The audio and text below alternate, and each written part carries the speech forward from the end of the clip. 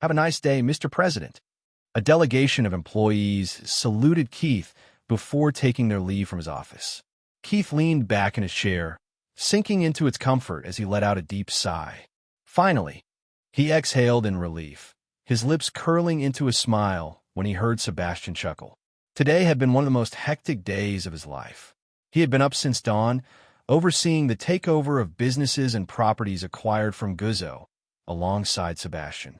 While private properties required minimal attention, integrating the auditorium, the opera house, and the Helga's Kitchen restaurant chain into the Black Forest Group had been smooth.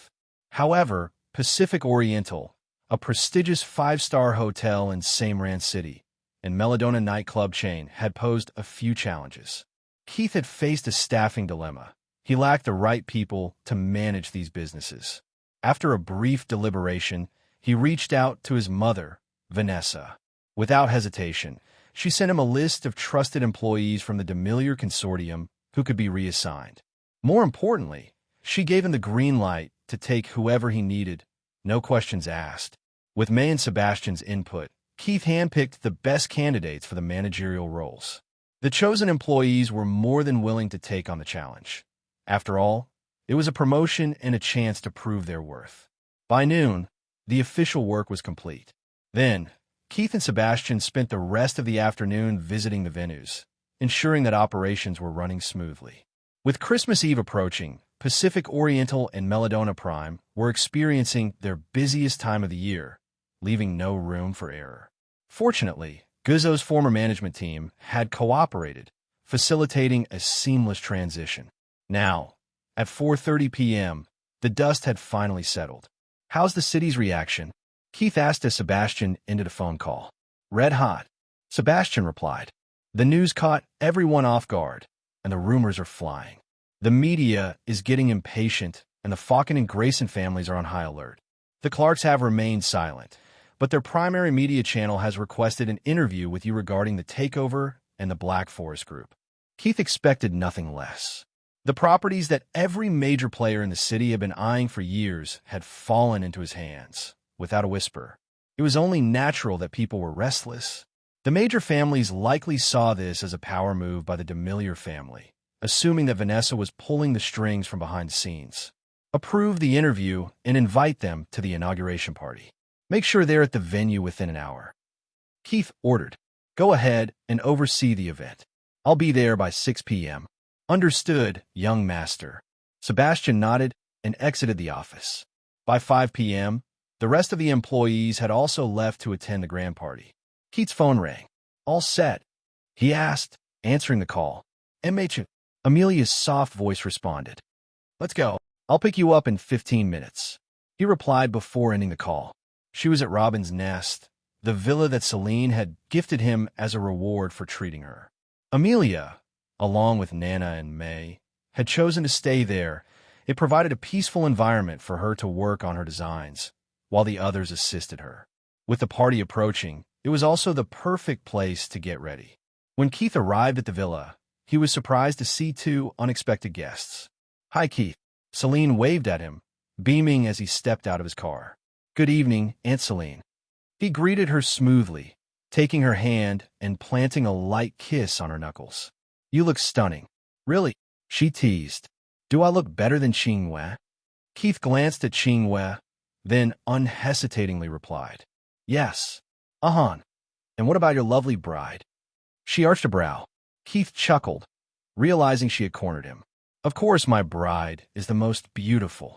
He grinned, expertly maneuvering his way out of trouble.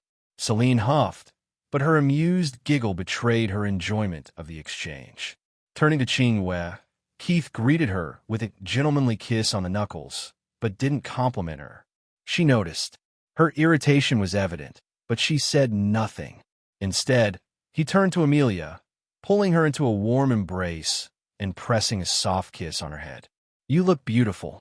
"Thank you," she smiled, feeling warmth spread through her heart. Nana, standing anxiously on the side, hoped for the same treatment. Instead, Keith walked past her and lifted May, spinning her around in the air. "I'm sure Uncle Caesar will be mad at me for not inviting him to the party." "You look absolutely stunning, Aunt May." Despite their professional demeanor, May had played a huge role in raising him. Their bond was strong, and Keith respected her deeply.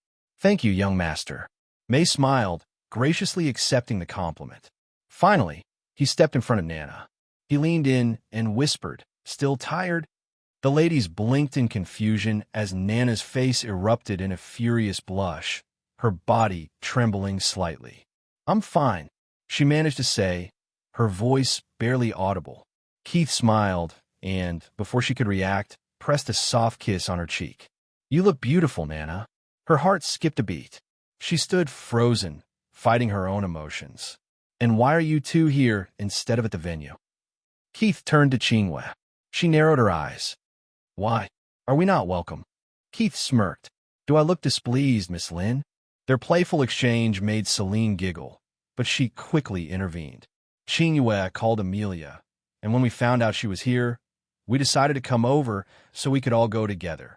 She then pouted, feigning innocence. "And it was totally not because I miss my favorite place in the city." Keith smiled politely. "You're always welcome here, Aunt Celine. This is still your home." Celine's eyes gleamed at his words, clearly pleased. "There will be some press at the party. Be prepared," he informed them. "We'll be fine." Celine dismissed his concerns before clapping her hands.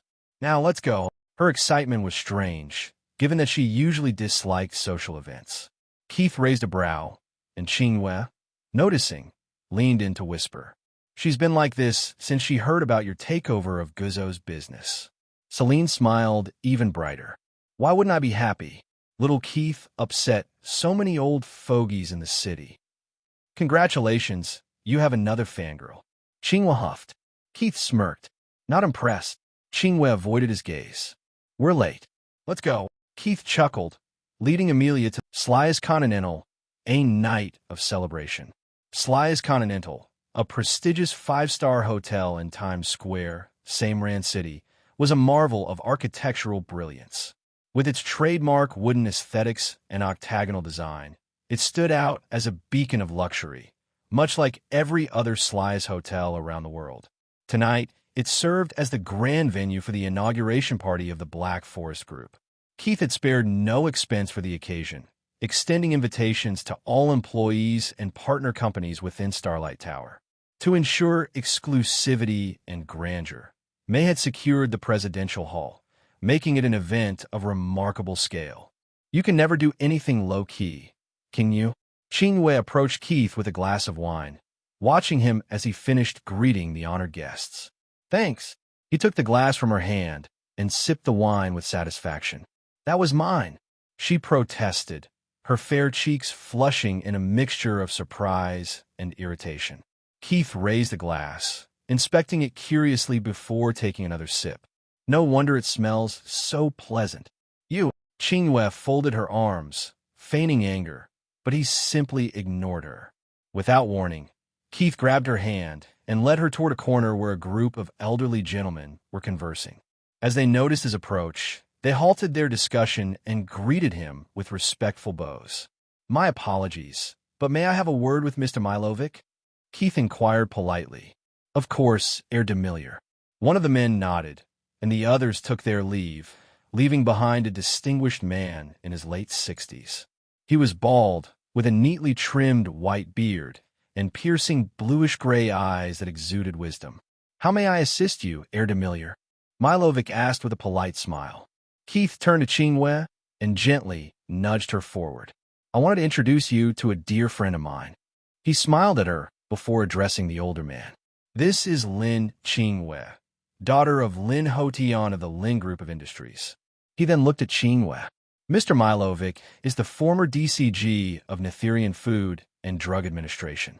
He is an oncologist, dermatologist, and a renowned pharmaceutical scientist credited for pioneering advancements in cancer medicine. However, his most notable achievement is the development of the Malovarine vaccine, which revolutionized the treatment of acne vulgaris." Qingwei's eyes widened in astonishment as the weight of Keith's words sank in. "It's an honor, Miss Lin." Milovic bowed ceremoniously. Qingwei quickly regained her composure. "The honor is mine, Mr. Milovic." Her poised response impressed the esteemed scientist. Keith continued. He now resides in Samran and is a lecturer at our university's medical school. While he no longer practices medicine, he serves as a consultant for Clark Pharmaceuticals and has an office on the 36th floor of Starlight Tower. Glancing at Milovic, Keith added, Miss Lynn is planning to establish her own fashion and cosmetics company, with her office located on the 60th floor.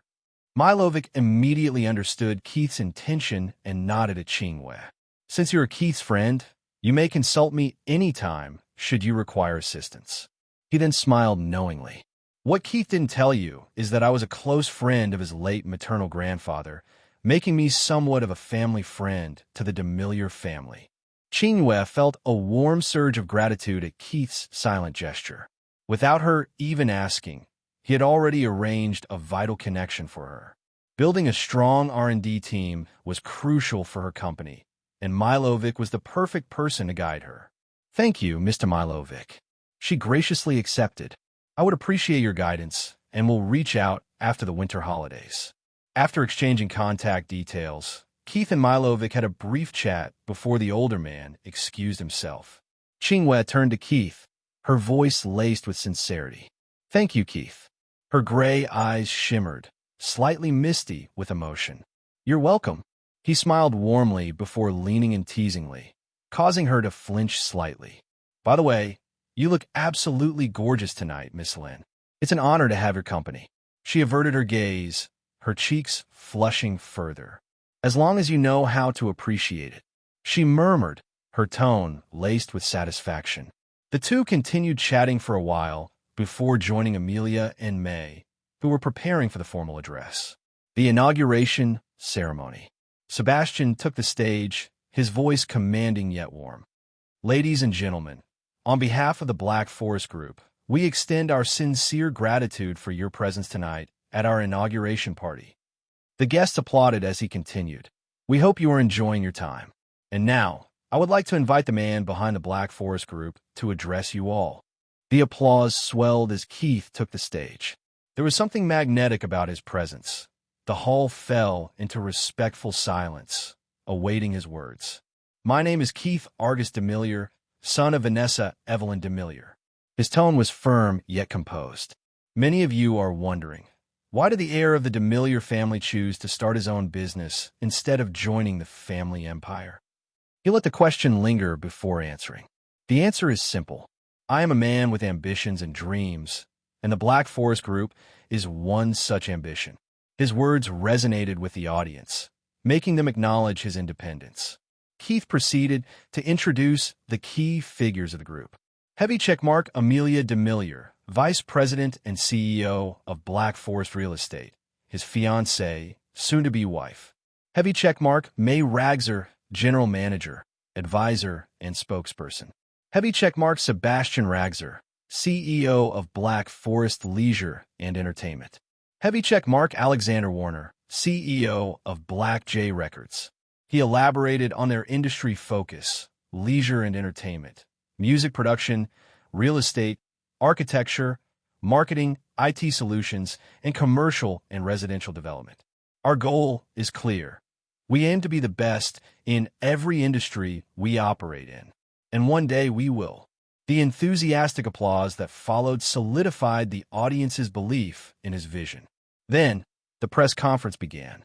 From inquiries about his IT company to questions surrounding the acquisition of Guzzo's properties, Keith skillfully navigated every query, maintaining an aura of confidence and control.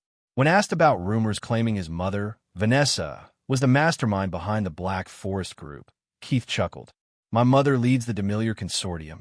The only connection she has to Black Forest Group is that her beloved son is its president.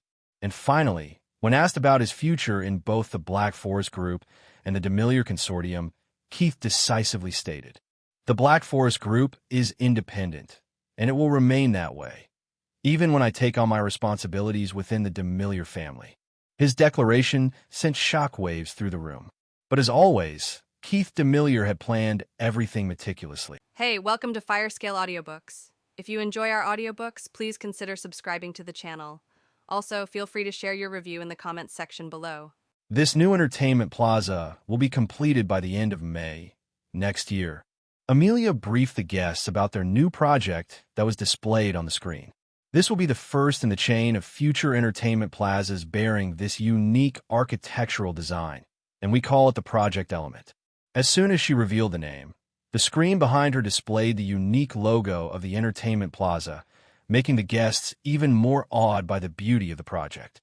The Black Forest Group had revealed 3 projects tonight: a mid-end shopping district, a mid to high-end residential building, and now the mid to high-end entertainment plaza. Each of these 3 projects were architectural marvels and bore uniqueness that was going to go make them stand out in all of the city.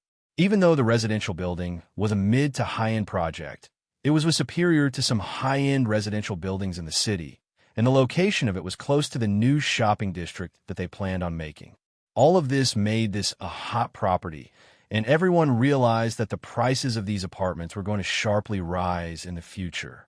The initial price that Amelia had revealed for the standard apartments was as low as 1.3 million liras, which was $300K more than the median price in the same Rand city. However, it was simply a bargain at this price.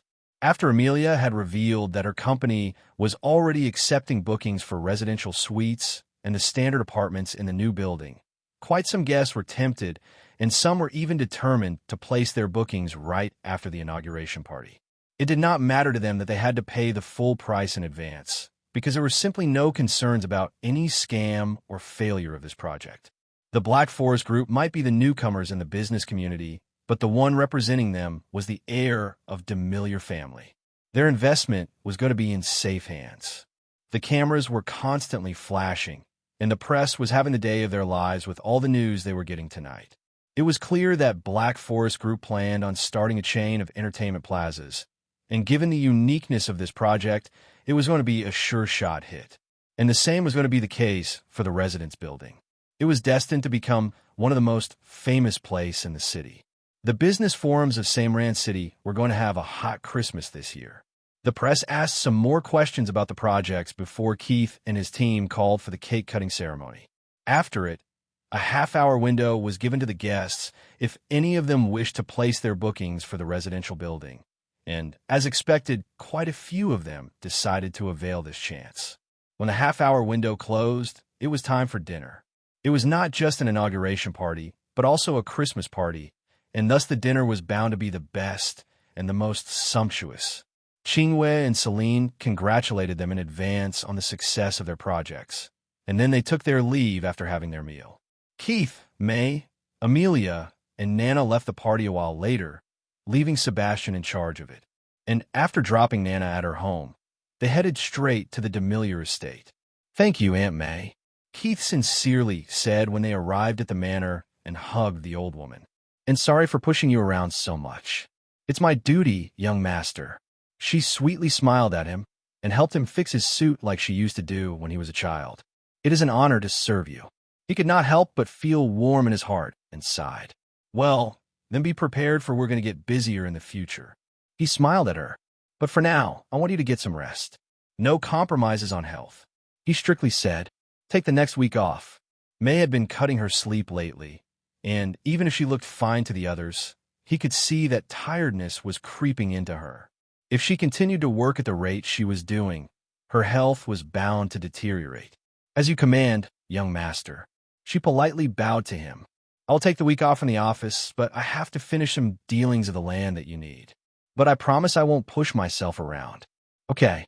He sighed and nodded, knowing well that May could never sit still. She always needed some work on her hands for the peace of her mind and heart. It was just how she was. "Good night, young master, young lady." May smiled brightly and bowed to them before heading to her room. "You know, you are the best." Keith happily smiled and said to Amelia before grabbing her hand and leading her to the lounge where he knew his grandparents and mother would be. She had worked tirelessly on the designs, and just in a few days, she had finished the project of the entertainment plaza he had spoken about on Thursday.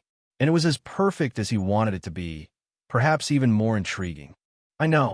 She smiled back at him and replied in the same manner he usually did, sounding just as narcissistic. As soon as they entered the lounge, Keith let go of Amelia's hand and rushed forward, picking up the graceful old lady with trademark Angelini eyes in his arms.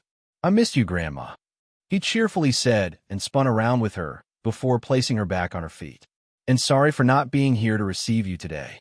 Yes, it was none other than his paternal grandmother, Diana Angelini, the Deputy Governor-General of Netheria, who was arguably the second most powerful person in the country. "You are forgiven just because I know that you were busy."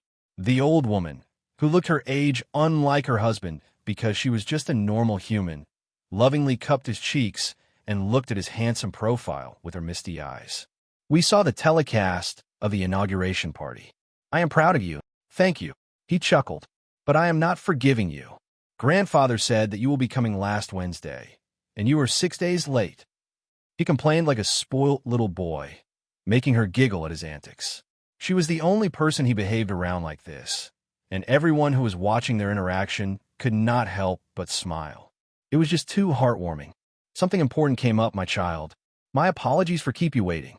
She hugged him again and kept her face nuzzled in his chest for a good while. "Hey, I want to introduce you to someone special." He lovingly stroked her back and then whispered near her ear, reminding her about something she had forgotten about. "Oh, right." She immediately let him go and happily looked at Amelia. "Come here, child." "Grandmother." Amelia approached her and addressed her intimately, which elated Diana, and she simply stepped forward and hugged the young girl in her arms. "I am happy that my naughty grandson managed to find someone as beautiful as you. And little lady, I am impressed," she said after she let go of her. "Vanessa told me that you are the one behind the designs of your group's projects. And honestly, you are a genius." "Thank you." Amelia graciously accepted the compliment and sweetly smiled. Keith was very precise about everything he wanted, and that helped a lot with he designs. "Already speaking in favor of your husband." Diana giggled and then looked at Keith. "I like her, and why wouldn't you?" He scoffed and stepped forward, wrapping his arm around his bride's waist. "She's my wife, after all." "Congratulations, you two." Reiser called out, and then generously smiled at them. "And well done." "Thank you, grandfather." They both respectfully bowed to him, and then looked at Vanessa, who was standing a little away, smiling in their direction. "I like you speech." She smirked and said to Keith, inciting a smirk on his lips that matched hers. "Thank you, mother. And you were brilliant, Amelia. Perfect for the first public appearance." She was little more generous about complimenting her daughter-in-law and came forward to hug her. "You are all over the news. And let me say it, those designs are beautiful." "Thank you, mother." Amelia sweetly smiled, feeling warm in her heart. It was the first time in her life that she felt a little proud of her work, and never before had she enjoyed being complimented about her work. It was a good feeling, and she was quite liking it. But more than that, she felt just at home here with her husband and his family, whom she now considered her family too. "How many sales have you made?" Vanessa curiously asked. 14 apartments have been booked, and we have earned 19.6 million. The cost of land has been recovered, and we expect all the standard apartments booked by the end of the year," Amelia informed her. 3 days tops," Keith added, but Vanessa shook her head. 2 days tops. People wouldn't miss out on this opportunity. The price is quite reasonable, which makes it a bargain considering how unique the building is and the planned shopping district close by. She reasoned. "You know, you could have easily earned more in this project." At Novel Benedet, "We expect 400% profits in this project, and our primary goal is to make a name for ourselves. Making money is secondary," Keith said as he took his seat on the couch, pouring himself a glass of water.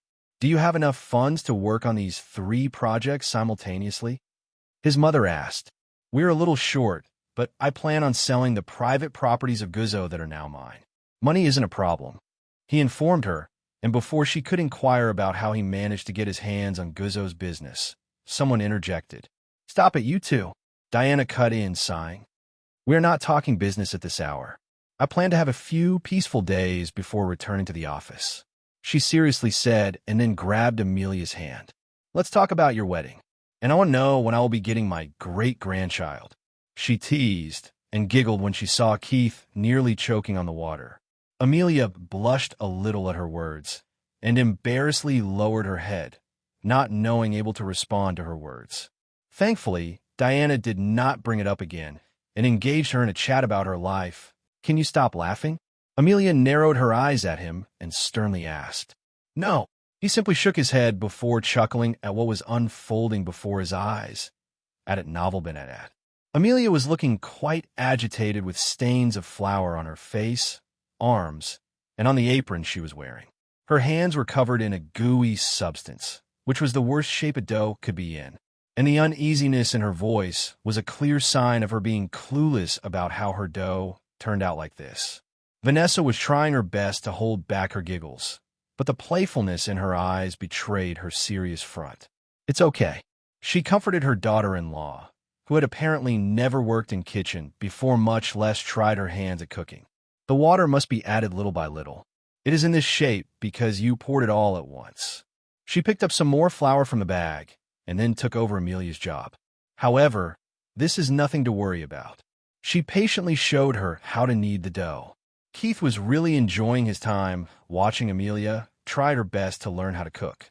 It brought some solace to his aggrieved heart after losing more than a dozen games of chess at her hands earlier in the morning. However, he refrained from passing any comment and just kept chuckling every time confusion dawned on her face. It was simply too priceless, and he did not want to miss out on such an opportunity to get on her nerves.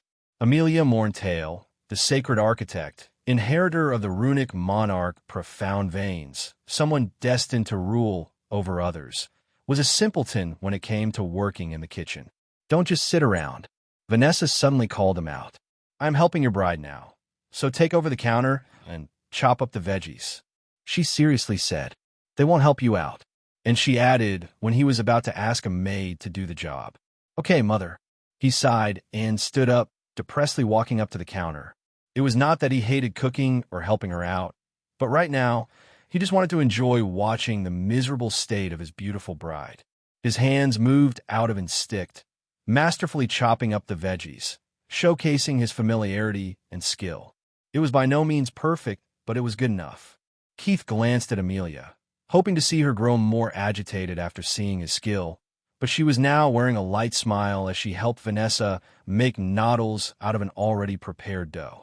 And from time to time, she stole glances at him, curious, but not really bothered at his skill in cooking.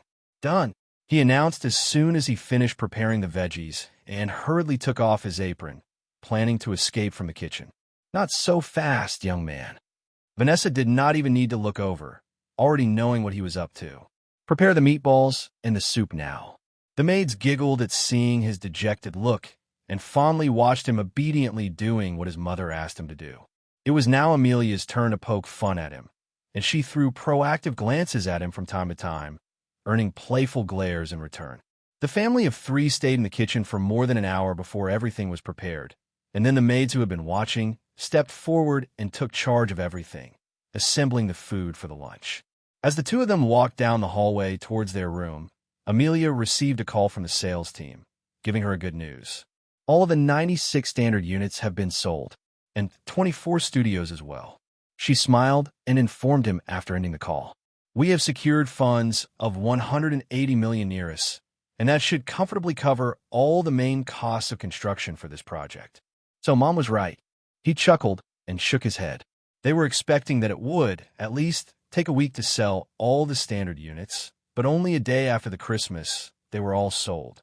Now, there were 48 studios, 36 luxury apartments, and 4 penthouses left, and that was where their profit would be coming in from. Keith knew that his mother had a hand behind it. The Demiliore media was keen on promoting his project, and that was the real reason why they managed to accumulate funds to cover up the build cost, saving them from acquiring any loans. However, it was all good. Everyone who bought the apartments with the intentions of selling them later on would only make a profit. The face of the project was in no danger, as there was no loss in the investment. "Do you think we should already start on the construction?" she asked him. Originally, they planned on starting the construction in the second week of January. But now that they had acquired all the needed funds, they could start on it now. "Go for it." Keith nodded his head. There was simply no reason to not start on the construction right away. In fact, it was quite favorable to them, as it would give no time for negative news to circulate in the city. Amelia straightaway made the call to their company's civil engineers, who were in charge of this project, and instructed them to start construction tomorrow. Keith smiled when he saw a content smile on her lips. It was her first project, and she was undeniably happy about it, even if she was not showing any excitement. The guards of the estate have informed me about the presence of a herd of deers in the forest. They come here every year when it starts to snow and stay for a couple of months.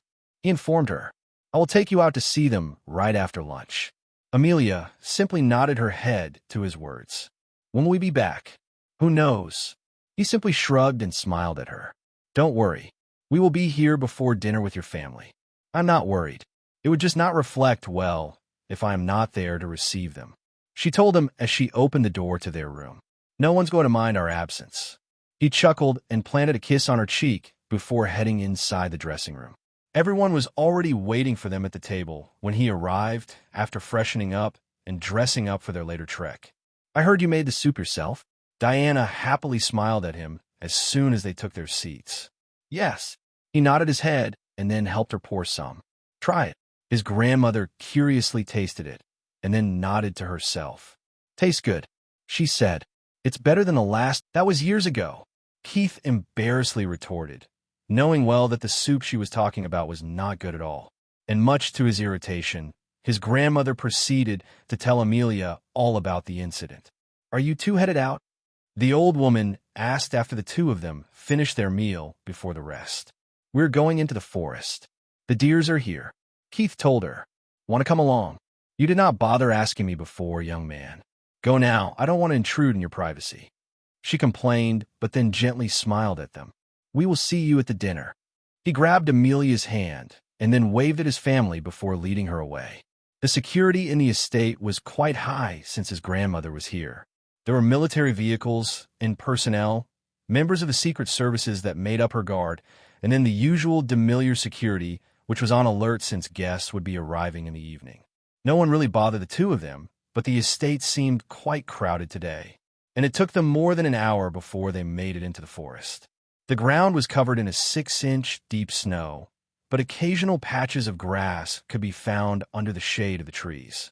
The routes were well marked, and Keith was very much familiar with the surroundings, leading her right where the herd of deers was supposed to be at. However, he deliberately kept a slow pace, giving her time to look around and appreciate the silence and piece together with the beauty of the place. Whilst her focus was on the surroundings, his focus was all on her. He was marveling at her beauty and enjoyed the delight on her face as she looked around, taking everything in. He also informed her of the various species of tress and wild fruits bearing on them, and helped her taste some that were safe to be consumed. "Look," Amelia suddenly whispered when Keith was about to pluck a wild berry off a shrub, subtly pointing in a direction she was looking in. Keith was surprised to find what it was, but then brightly smiled. "That's Valka." He informed her about the name of the spotted big cat that was crouching on a rock, looking in their direction, hiding her beautiful cubs behind her. "She's an Amur leopard, 3.5 years old. Amur leopards comes here down the mountains in winters to find prey, and this should be her first litter. She's beautiful," Amelia couldn't help but say as she looked at the majestic beast. She had never before seen a wild cat other than in the pictures, except for Milo, and of all the leopards she had seen in those pictures, none was as majestic as this beautiful beast, even if it was not too big in size. "Let's not disturb her." Keith nodded to her and suggested, taking her hand and quietly leading her away from the place. For normal people, it would be quite dangerous to come across such an animal in the wild, but the animals in this forest were quite used to the presence of humans.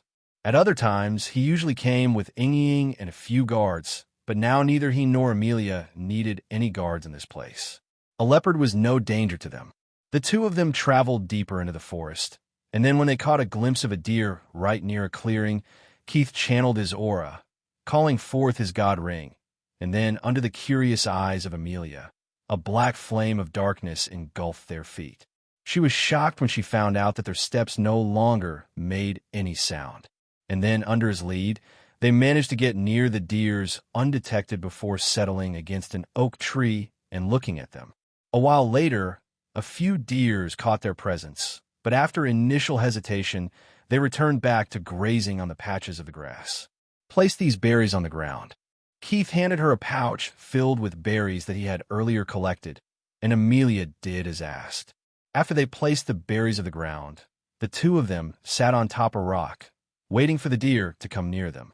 It took nearly an hour before a kid took the bait and approached them apprehensively. The surrounding deers stopped eating and looked in their direction, and after watching the little kid eat the berries happily, a few more approached them. These are spotted deers called Agnolian cicadeers and are native to this region. Keith informed her in a low voice and then took the glove off his hand before taking a few berries in it and drawing it forward. Amelia followed his lead and did the same, patiently waiting to feed the deer by hand, and they did not have to wait long. She brightly smiled when a kid deer approached her and started munching on the berries in her hand, and when it tickled, she subconsciously let out a giggle that startled the deer to pounce away. Keith tried his best to hold back his laugh when a dejected look adorned her beautiful face, but soon she was smiling again when she grabbed some more berries and offered them in her hand to another deer. They spent quite some time around the animals, and when the herd of deers left the place as soon as the sky dimmed down, they too decided that it was time to return to the manor. "Had fun?" he asked as he softly squeezed her hand. "Yes." She nodded her head, not hiding her feelings. "I hope we can do this again." "Of course." He smiled and pecked a kiss on her cheek, adorning them in a beautiful blush. "Keith." He frowned when he heard her anxious voice on the phone. "Yes, Qinghua?" he gently asked. There was a lingering silence on the call for a good few minutes, and he could hear her agitated breaths. "Can we come over?" she finally asked. "Mom needs your help. She isn't feeling well today." "Of course you can come over. Do you need me to come pick you guys up?" "No. We will be there in half an hour." "Okay." He nodded. Keith placed the phone back on the table after the call ended. He inadvertently glanced at the clock that showed it was nearly noon, and his brows furrowed deeper. He had a hunch that something had happened in the Lin family, and his heart was a little restless since he had never heard Qinghua sound so helpless. After a quick shower and dressing up for the day, he asked Viola to prepare breakfast for him before heading to the kitchen. He was lost in his thoughts when he came across the most lovable girl in the world rushing towards him, and just a look at her brought a smile on his face. Minami yelped when Keith picked her up in his arms and spun her around before placing her back on her feet. "What's the rush?" he asked in the sign language, smirking at her shy eyes that were looking away from his handsome face. "Your mother wants to see you," she informed him and bowed to him politely in a greeting. "Lead the way." He nudged her nose and then followed after her to the fourth drawing room, where Vanessa was present along with Caesar, who was briefing her on something. The two of them stopped talking when he entered the room, and his little maid bowed to everyone, preparing to leave. "Wait," he stopped her. "Tell Viola to send my breakfast here." Minami nodded to him and then bowed again to everyone before leaving the room. "Good morning, Mother." He brightly smiled at her and walked over, leaning in to allow her to kiss him on his forehead. "Good morning." She lovingly combed his hair with her fingers before pulling him to sit by her side. "Good morning, Uncle Caesar." He greeted the old man, who politely bowed to him before taking his seat again. What was his response? Vanessa asked Caesar to continue with his briefing. Lin Hodian is not taking things well. He's trying to get in touch with Zhao Feng to mediate things with him, but Mr. Feng is not responding to him. The lawyers of the Lin Group have already prepared for his bail, and as soon as an arrest warrant is issued, they will submit the bail, which will be approved in no time at all. Keith quietly listened to Caesar's briefing and understood everything that was happening. Vanessa was finally playing her game now, and her first move was not an attempt to test the waters, but to ruthlessly smash the face of Lin Hotian. What's the take of Lin Group's shareholders? It is too soon for any response. But since Zhao Feng has resigned from the position of the general manager, the Lin Group is bound to suffer a heavy hit. The shares of the Lin Group's companies are no longer rising, and are expected to fall except for their major pharmaceutical company. Nothing should happen to it unless the government shows their stance on the matter. The pharmaceutical company was the backbone of the Lin Group, and it was quite hard to do much to it since the pharmaceutical industry was protected by the government. However, the loss of fortune the Lin family was going to suffer was bound to be astronomical even if nothing happened to their pharmaceutical company. In response to the media, he asked what mattered the most right now. Mistress has asked the Demiliore media to not pay much attention to this matter, but other channels all over the country are already after Lin Hotian. Mr. Fong did a press conference in the morning where he revealed everything to the public and then openly resigned from his position. He also gave the media access to the footage of his wife indulging in a sexual activity with Lin Hotian. It's all over the news now, and within a day or two, the public will form an opinion against Lin Hotian. And the police? They are verifying the evidence, and the department has already issued a probe into the matter. Mr. Feng's wife is already in their custody, and her son is going to go through a DNA test in an hour. Caesar informed him. Lin Hotian tried to play a backhand, but everything will go against him, and he can't save himself from a trial. However, it is unlikely that he will serve a sentence. Keith smiled when he heard those words. As long as Lin Hotian was dragged into the court on this matter, his image would crumble in the business society. The Lin Group might recover with time, but his loss of reputation would never be negated. And most importantly, he would be forced by the law and public to accept his bastard and give him his name, which would destroy his family. A man who betrayed his best friend of 40 years, slept around with his wife behind his back, and even sired a bastard. It was a gossip that people would remember for a long time. Every mother was asked to put a name of the father of her child on the birth certificate, and it was a serious crime in Etheria to put the false name, and especially when it was done to swindle. The woman was going to prison. There was no escape for her, and even her beloved lover would not save her since he could not jeopardize his reputation even more by doing so. Caesar took his leave when Minami returned with his breakfast, and Keith made the little girl sit with him and eat while he discussed some matters with his mother. Aunt Celine and Chinue are coming over. He informed her. Vincent nodded to him, understanding his intentions. I will try to convince Celine to stay a few days with us, but she's stubborn, and chances are that she won't agree to it. Just ask and let her refuse. I already know that she would ask me to allow her to stay at the Robin's Nest. Keith smiled and said, he did not ask her about her plans for Lin Hotian, nor did he give her any instructions or suggestions. Keith understood his mother better than anyone else, and he knew that her methods were vicious and simply perfect. The only real thing that they had to make sure stayed out of the mind of Lin Hotian and the other families of the city was the Demiliores pulling the strings behind the scenes. And he had utmost trust in Vanessa's capabilities and knew that she would not even give a chance to anyone to suspect their involvement in the downfall of Lin Hotian. Vanessa left him and his little maid alone after a few minutes, since she had to attend to some business. And Keith patiently ate in silence, occasionally teasing Minami, which brightened up his mood even more. Thank you, he planted a kiss on her head and said to her when he finished eating. The little girl blushed at his action and immediately stood up to clear the table after he left the room. She was loving her new life. Every day was just too fun for her, and everyone was always nice to her. It really made her happy whenever her master asked for her to do something for him, and she quite loved serving him since he was so caring toward her. Whilst the little maid happily did her job, Keith arrived outside the manor to receive Chinue and Celine. He did not have to wait long before a silver Aston Martin Valhalla arrived at the front door. The pair of mother and daughter were a little taken aback by the security in place, and the presence of the government and military vehicles intimidated them a little. Your grandmother is home? Chinue asked as soon as she approached him.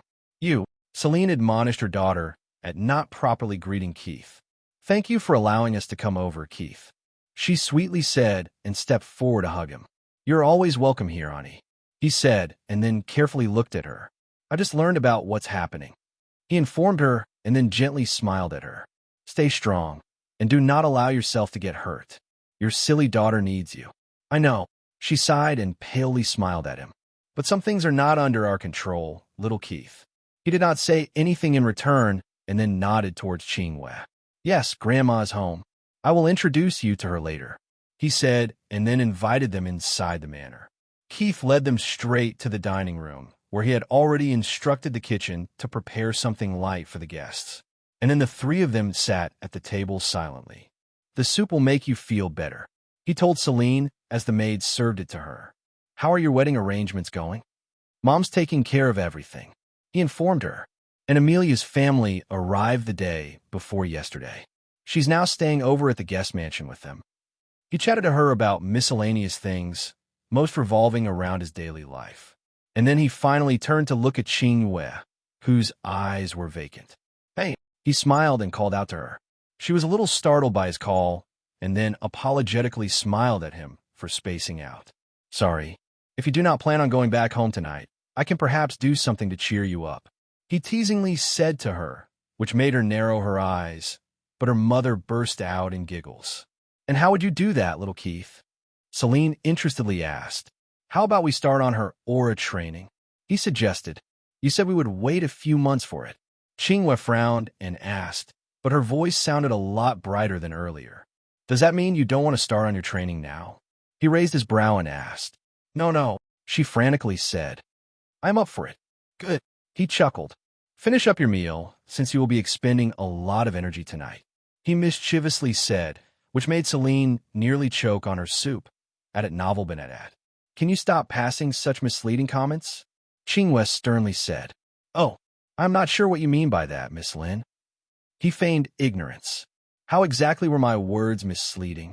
Don't call me Miss Lin, she nearly shouted at him, displeased at being called a Lin, which reminded her again of what kind of a man her father was. However, she soon realized that she had misbehaved. I am sorry, Keith. It's just a bad day. Apology accepted. He brightly smiled at her. But I'm serious. You must eat properly as you will need your energy for the night. He mischievously spoke and winked at her. Oomph.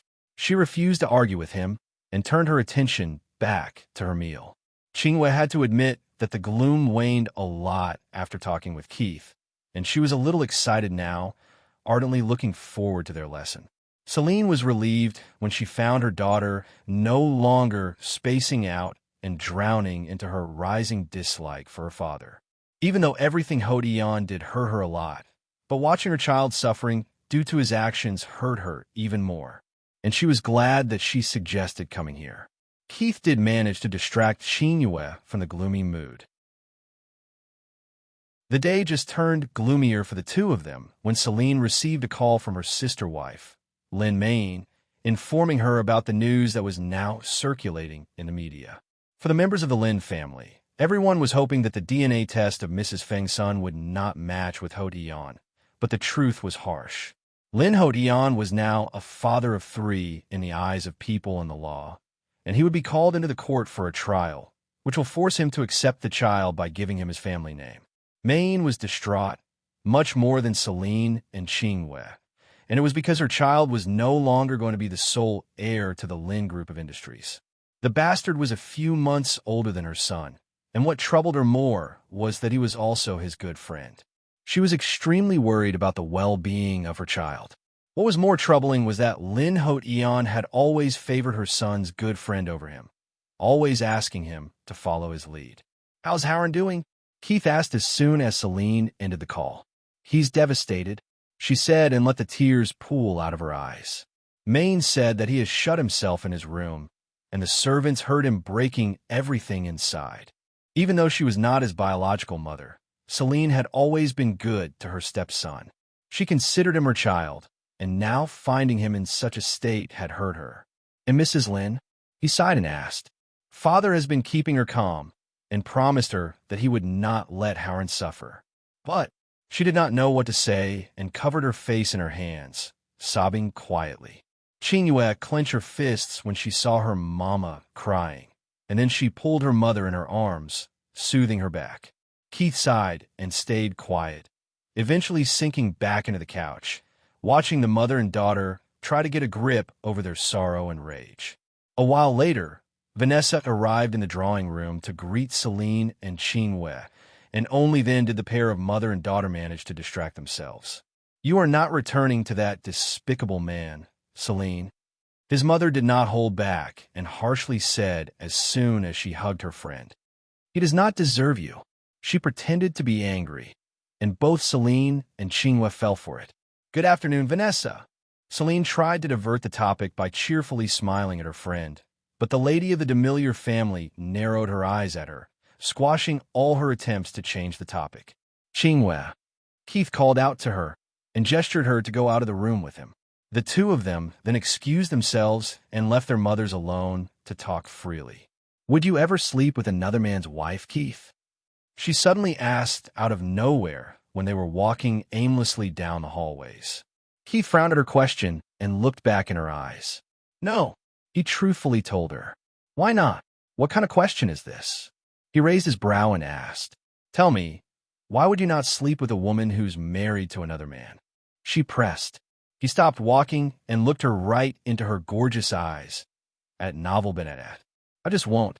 It's a matter of principles." He lightly, but firmly said, "Even if you love that woman, and she loves you too, a woman who's not faithful to her husband." He smirked at her. "I can tell you that I don't think well of such people. Even if the man she is married to is a scum?" She asked another question, still not satisfied with his answer. "Why is she still with him then?" He shrugged. "And even if she is forced to stay with him due to some reason, I would still never sleep with her. Like I said, it's a matter of principles. And if she is a victim of circumstances, and you love her—" "Qinghua." He called her by her name and smiled. "I think our definitions of love is different. For me, I choose whom I fall in love with. And for you, I think it is something that just happens." She frowned at his words and averted her eyes away. "So, your love can be turned off whenever you want." He chuckled when he heard her words and shook his head. "For someone to make me turn off my love for them, they would have to do something unforgivable in my eyes." His words caught her off guard, and then she raised her head to look at him again. "What's his love to you?" she seriously asked. "It's a question that no one has a clear answer to, but for me, I think it is a feeling of utmost trust, sincerity, and care. But it comes with some negative traits too, such as obsession, possessiveness, and madness. Obsession and possessiveness are not love." She shook her head. "They're when there's utmost trust, sincerity, and care. Trust is developed, and one is never sure about someone's sincerity." She argued, keeping in mind her mother's example. "It's not love then. If you're not sure about someone's sincerity, you're not in love with them." He simply said and shrugged before chuckling to himself. "Love has its positives and negatives, and for me, they're inseparable. For me, love without obsession is not love, just like how love without sincerity is not love." Hearing his words, she turned silent, contemplating on them as they resumed walking. "I still believe that it is not under our control," she lightly said after a while. "Everyone is entitled to have their own opinions." He chuckled. "It's a fancy dream, isn't it? The novelty of something that is not under our control. It isn't a dream, but a reality, Keith. I really don't think anyone is capable of having full control over their feelings. One cannot simply choose whom to love and whom to not." "Is that so?" He smiled lightly. "Then if a woman falls in love with a man who's not her husband, she is innocent." "She is." Qinghua nodded her head. "And if she does not part with her husband and starts an affair with the man she loves?" The gray-eyed girl frowned at his words and then shook her head.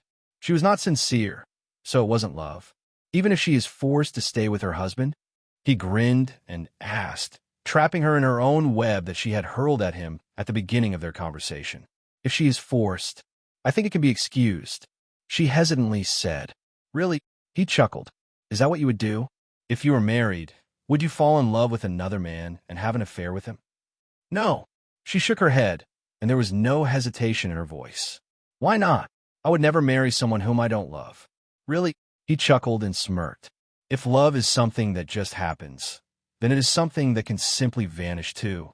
And what if you fall in love with another man whilst you are already in love with someone? That's not possible. We talked about sincerity, remember?" She reminded him. "Sincerity that is not under our control." He smiled lightly. "No, sincerity is under." She stopped what she was about to say and then turned silent. Everything is under your control, Qingwei. He devilishly whispered in her ear. We choose whom we trust, whom we care about, and whom we are sincere to. But some bonds are naturally formed. She still argued. Familial bonds? He smiled. Yes, there's a push by the nature in that, but in the end, we still have to decide what to do. History is witness to siblings killing each other, children killing their parents, and parents killing their children. Even today, some children simply leave their parents when they become independent, forgetting about their well-being, and some parents too abandon their children to pursue their desires. And let's just not talk about siblings. He sighed and shook his head disappointedly. The more she listened to him, the more she felt uncomfortable in her heart, as she found it hard to refute his words with a sound argument. I'm just messing with you. He laughed when he found her drowning in her thoughts. I told you, didn't I? That no one really has an answer to what love really is.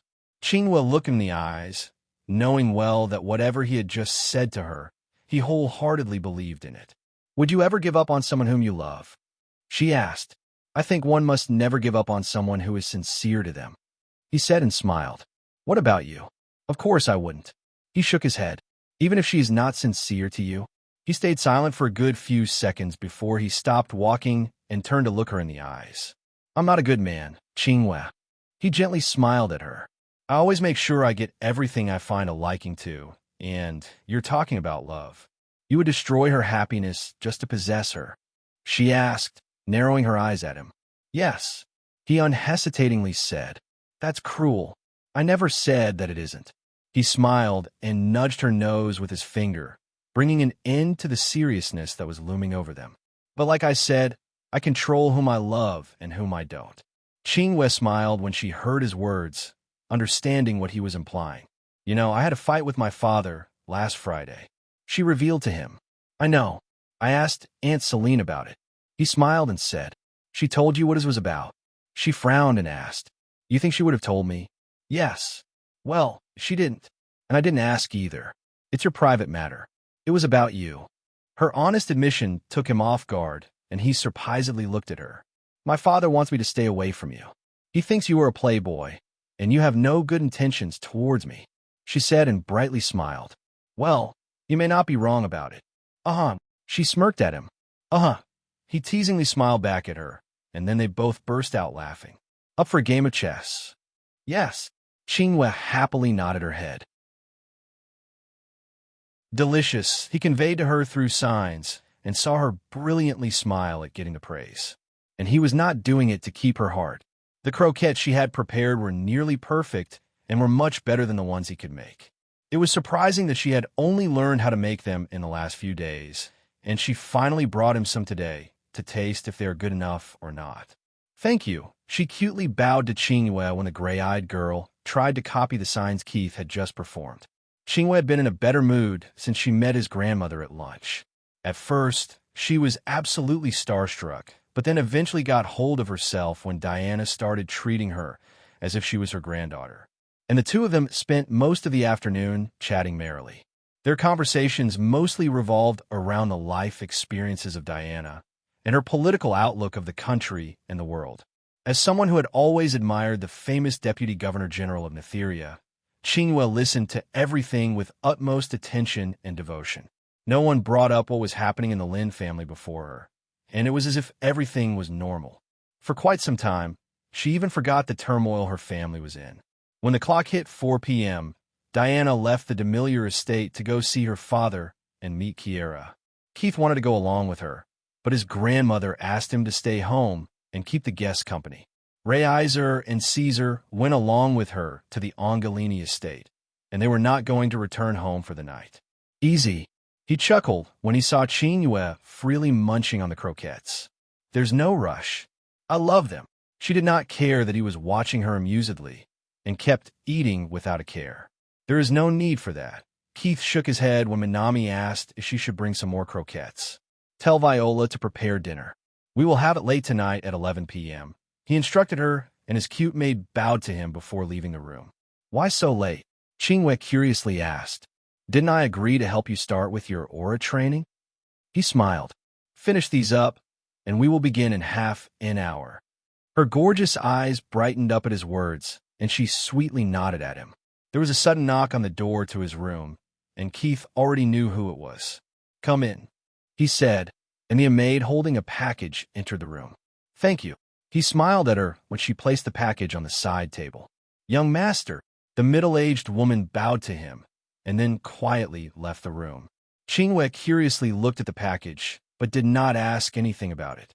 She resumed eating and soon finished up all the croquettes. "Take it with you." He pointed at the package when Qinghua stood up to freshen up. "What is it?" "Things you would need." He smiled and said, and the gray-eyed girl did not ask more questions. 15 minutes later, Qinghua came out of the dressing room, wearing silk pajamas, and her cheeks were adorned in a beautiful blush. "How do you know about my size?" She narrowed her eyes at him and asked. "We went out for shopping, remember?" He playfully said, but Qinghua only narrowed her eyes more at him. "I don't remember going into an undergarment sections." She got to the point and pressed him for an answer. "Well, that's my hidden talent. I can tell the sizes of the ladies I pay attention to. And remember, I told you that I'm quite knowledgeable about lingers." "Yeah, that model ex-girlfriend of yours." She scoffed and walked towards him. "Not a girlfriend." He chuckled as he knew she was taking a jab at him, and then stood up from his seat. The two of them entered the room next to his, which was a multi-purpose room with some gym equipment as well. And there was a door inside that room that connected to Ying's bedroom. Keith walked up to it and gently knocked on it. He didn't have to wait long before Ying opened the door and greeted him, wearing sweatpants and a sweatshirt. "Yes, master," she curiously asked when she found Qinghua standing right behind him. "I will be helping Qinghua out with her aura training, and I want you to be there too." "Yes, master." She nodded to him without asking any questions and then closed the door behind her.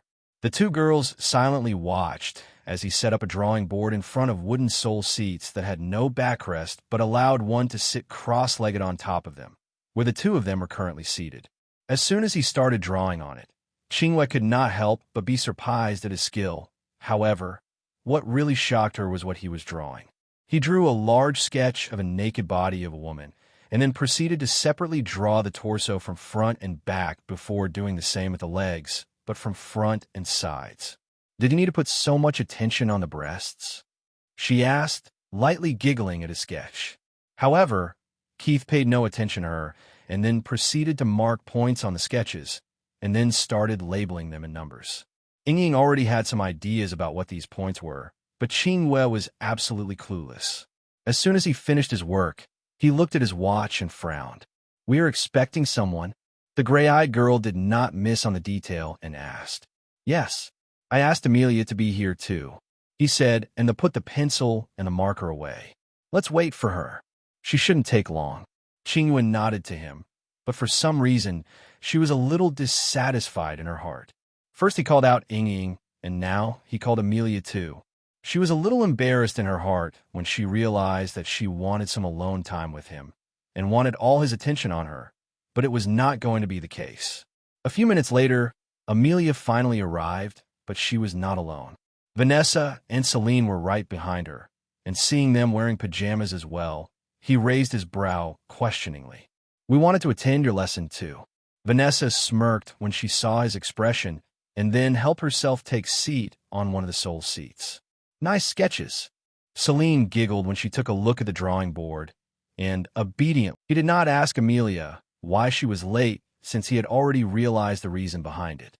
And his beautiful bride did not say anything too, quietly taking her seat as well at Novel Benedat. "Since everyone is here, let's start the lesson. And pay attention to everything I say," he seriously said before picking up a stick and pointing at the sketches. "This is the typical body of a female," he said, and all the ladies started laughing, with the exception of Ying. "We can see that," Qinghua said, and the others nodded their heads. "I told you to pay attention to my words." He sighed, and the ladies suddenly turned quiet. "What do you mean by a typical body of a female?" Amelia, who had not really missed the detail, asked. "At least someone is paying attention."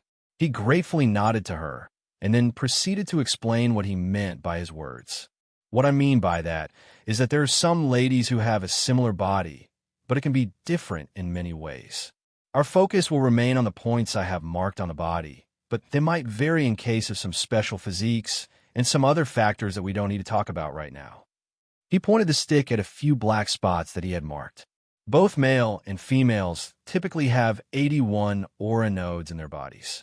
They can have more, but never less than 81. And the black spots mark where they usually are in a female body. He let the ladies try to remember all the positions before he continued with his lesson. In case a male and a female are born with less than 81 nodes, they can simply not cultivate. This is a genetic defect that is quite common in humans. He smiled at them, and before their minds could run wild with imagination, he continued. To start cultivating, a person needs to pick any one of these 81 spots as a starting point. And then they must concentrate on it, try to communicate with the aura that is hidden in these points. Once you find a connection, the node will activate, and the aura would then pick a random path, opening a channel to any one of these 80 other nodes. However, the amount of aura in a body with only one node would not be enough to reach the next node, and that is why one must continuously keep urging it, giving a push which would force your active aura node to produce more aura, enough to reach the second node. He smiled at them. And no, if you're thinking that the process would become smoother as you open more aura nodes, you are mistaken. You see, new activated aura node would randomly choose a path to the next node. And what you must remember is that each aura node is connected to all other 80 aura nodes through a direct aura channel. So that makes 81 aura nodes, but 6,480 aura channels. Vanessa, Amelia, and Ying frowned at his words, as they had been cultivating for years, and only now they learned about the presence of so many channels. You don't really have to remember all of these routes for now, as they are naturally built to function on their own. Once all the 81 aura nodes have been activated, the aura naturally pushes itself into the remaining closed channels, opening all of them. However, it will be helpful to you to remember all these channels once you have entered a realm beyond the spirit profound realm. He told them, and then pointed at the red spots that he had marked on the body. Now, these are the death points. He devilishly smiled at them. These points are sort of main junctions for your aura channels, and even if one is not a cultivator, these points are responsible for the functioning of the nervous system. There are typically 36 death points, and the green points that I have marked are minor junctions called the acupoints, which are also responsible for the functioning of the nervous system as well as other bodily functions. There are more than 360 acupoints on a human body. The information was too much for them, but they all realized how vital it was. Some of them were already aware of the acupoints, since there were historical records about them, but the death points were not known to even the most knowledgeable men in this world. Ying, come here.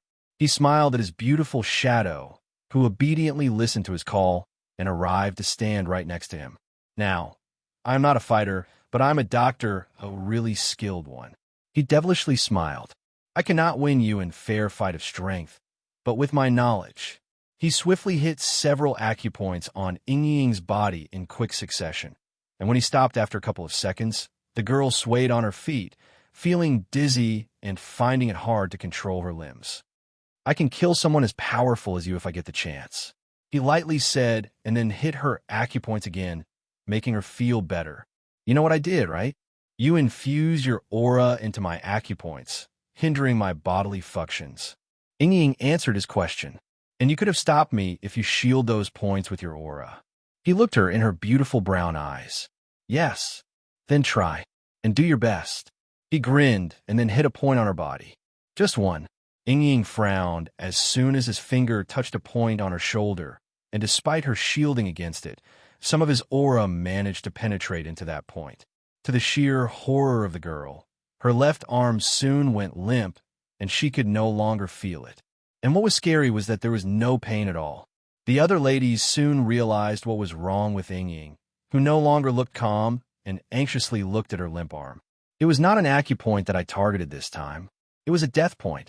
He grimly said, You did not give your all to shield yourself. He admonished her and looked at her severely. The reason why I did this to you, and why I demonstrated this to you, he turned to look at the other ladies, is to make you understand that you must never take a risk when guarding your death points. If you keep this simple thing in mind, you could save yourself in a lot of battles later in your life, and even save yourself from some accidents during cultivation. Keith sighed when they all nodded to him, and then he looked Ying in the eyes. This is going to hurt a lot, he said before he grabbed her limp arm and worked on the acupoints and the death points to eliminate the aura that was blocking her nervous system from connecting to it. Ying let out a heart-wrenching scream, and her eyes pulled out tears of pain before she slumped down on the floor. It took only a few seconds to fix her arm, but to her, it was a long and agonizing period of time. SSHHH. He gently hugged her and calmed her down. It's fine now, he reminded her, making her regain some composure. Ying soon realized that there was no longer any pain, and curiously, she tried to control her arm. It was a little stiff, but she could feel that it would get better with some rest. Always protect your death points, he reminded her, and then helped her get back to her seat. Well then, let's continue with our lesson. He devilishly smiled at the ladies who were now fearfully looking at him. You can take your time to remember the death points later, and I can help you pinpoint them on your bodies if you are among the rare people who have them in different positions, he said and glanced at Qingyue and Amelia, and found his bride nodding to him. Now, let's discuss the methods of opening the aura nodes and completing the first stage of cultivation, the aura circulation. His words grabbed all their attention, and Qingyue finally had the gleam returning in her eyes. Despite common belief that you can choose any one aura node to start your journey of cultivation, there are actually secrets that most are not aware of. He smiled. Ying, his beautiful shadow, nodded to him, and then proceeded to tell the others what he meant by his words. There have been several nations in our history, and many of them still exist, who practice certain methods of aura circulation. The Chinese and most other nations typically start cultivating with their aura nodes in their dantian, and some start with the ones in their chest or in their forehead. Yes, Keith nodded to her.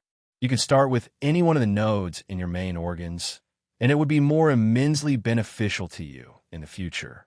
I can tell you that the starting point is very important, and you must choose wisely if you are aware of it. Why is that so? Celine frowned and asked. Because that very point would later become the hub of your aura reserves when you transcend the spirit profound realm. He smiled at her. Dantian and the center of chest are safe and preferable. The main organs are ideal, and the head is a dangerous option. However, you must never choose to start with a node in your limbs. What starting point did you choose? Qingyue asked. Keith smiled at her question. He could not tell her that he did not make a choice, but he was still glad that his body had automatically chosen the best place possible. My heart. I will start with that too then. She nodded to herself, making him chuckle to himself. Good. He nodded. It typically takes you 6 months to a year to open all your aura nodes. And if you're a genius and blessed with a special physique, you could do it in under 6 months too. That is if you do it on your own. However, you can get some help too. No. Amelia shook her head. Having someone assist you could be harmful in the long run, and it isn't exactly a shorter route. Yes, he nodded to her words. But I'm not talking about the typical method of forcefully opening all the aura nodes on a person's body. His words made her frown, and she curiously looked at him. Having someone forcefully open your aura channels leaves you with a lot of aura, but no control over it. And it takes a long time to get used to it and learn to control it. If you do it on your own, you achieve the perfect control over your aura, a perfect harmony, since it develops along with you. However, the method I am talking about involves stimulating the already opened aura nodes, which helps in producing more aura for you to open up the next aura nodes. It is absolutely safe, and there is no drawback to it. In fact, it is the ideal method as it would leave you with more aura at the end of aura circulation, which can shorten your body refinement time and improve your physique better than it would otherwise do. His words shocked Amelia, and Vanessa and Ying were no different. Keith smiled in his heart. He could not tell them that the method he was talking about was actually no secret at all in higher worlds. It was quite the common knowledge, and elders helped their young ones with it to set them on the journey of cultivation. If we do it with your method, how long would it take for her to complete the aura circulation? Vanessa curiously asked. A normal person, about 2 to 3 months, depending on their aptitude. But since our dear Qingyue possesses a special physique, it would only take her 21 days to a month. He informed them. Despite all their efforts to stay calm, Vanessa, Amelia, and Ying were horrified in their hearts. It was simply outrageous to think that someone could complete an aura circulation in under a month. Let's start. Qingyue happily smiled, showing her excitement like a little girl who just received her favorite treat. Before we do that, I want you to promise me that you would never reveal this method to anyone, no matter how close they are to you. He looked her in the eyes and seriously said, I promise. She nodded and then frowned. But why would it be a problem? It would earn you and him more enemies than friends. Amelia said as she understood the danger of ancient families and world governments better than most. Oh, she still didn't know what exactly would happen, but she decided not to ask more about it. She had already promised that she would never reveal this method to anyone, and she was someone who always kept her promises. Let's start now, she urged. Calm down. He sighed and then picked up the stick again, pointing to the drawing board. When you start your aura circulation, opening the aura channels, you are bound to go through these death points and acupoints. Usually, it isn't too much of a problem, but you must make sure that you do not stop pushing your aura once you are at these certain acupoints. He pointed at 7 of them, with 2 near their kidneys, 1 in the womb, 3 in the chest, and 1 in the neck. If you stop at these points to take a rest, you might suffer from some unforeseen circumstances and some complications too. Nothing that I cannot cure, but I would still advise against it. What would happen? Qingyue frowned. More period cramps, raging hormones, nausea, headaches, heart failure, and at worst, loss of fertility. He grinned, and the gray-eyed girl winced at hearing his words. She took her time and memorized all 7 of these acupoints. Death points are safe? She apprehensively asked. Yes. He nodded his head. For now, there is nothing to worry about whilst you are circulating your aura through your death points. When is it dangerous, then? Vanessa caught on the meaning behind his words. When you choose a primary cultivation technique after transcending the spirit profound realm. He revealed it to them. Other than Amelia, no one understood what cultivation techniques he was talking about. All cultivators would at some point need to choose a cultivation technique for them, and all their future would depend on it. She too had received a technique from her runic monarch, Profound Veins, which she could not yet practice. And Keith had his Devil Sutra, which he eagerly wanted to start cultivating, but could not do it before transcending the spirit profound realm. Cultivation techniques? The ones that some ancient families use. Ying curiously asked. No, not those fragments. He shook his head. Those are not really cultivation techniques. But let's not talk about it today. He smiled at the gray-eyed girl who was eagerly waiting to get started. Ready? Yes. She enthusiastically nodded her head. All right. He approached her and stood behind her. Close your eyes and clear your mind. Qingyue did as he told her to do, and after a couple of minutes, she felt him place the tip of his finger on her heart. She felt a shock course through her body, which jolted her, but soon she regained composure and focused on the sensations in her heart. Focus, and nod your head when you find the right position where your little aura node is hiding. Everyone waited patiently, and time kept passing. Soon over an hour had passed, and Qingyue was still focusing on the sensations in her heart. Vanessa frowned when she found her son sweating. It was clear that he was not doing something simple, and her heart was a little worried about his well-being. Keith suddenly smiled when he felt Qingyue's body relax all of a sudden. Her breathing slowed down, and her mind drifted away to another reality at Novel Benedat. He took his finger off her back and took a deep breath. She has found it. He smiled at them and found the aurors looking at him in disbelief. So soon, Amelia narrowed her eyes and asked. She remembered really well that it had taken her 3 weeks to finally find the aura node is her heart to establish a connection with it.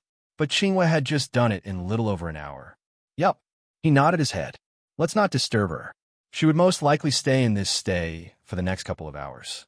He informed Celine, who seemed a little worried about her daughter. Thank you, Keith. She sweetly smiled at him and stepped forward to hug him, burying her face in his chest. It's okay, Ani. He smiled and comforted her back. The other ladies did not catch it, but Vanessa caught Celine inhaling her son's scent and frowned.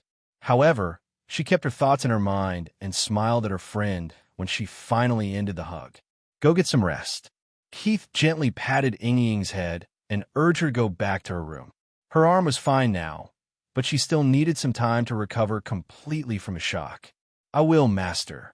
She nodded to him and turned her attention to the drawing board, just like the green-eyed girl.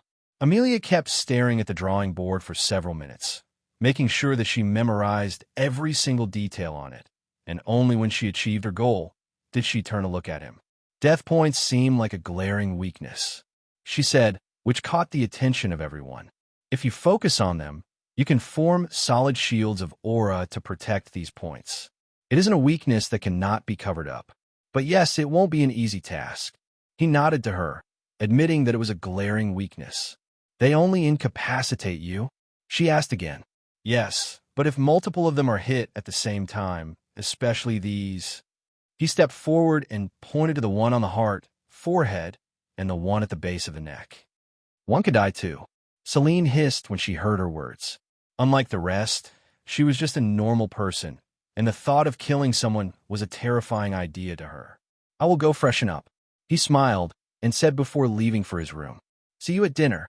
He waved before exiting the room. Ying bowed to everyone before leaving for her room as well, and Vanessa stayed with Amelia and Celine, looking at the drawing board and to keep an eye on. Thank you for dropping her home, heir Demiliore. Lin Hodion lightly smiled and drew his hand forward to greet him.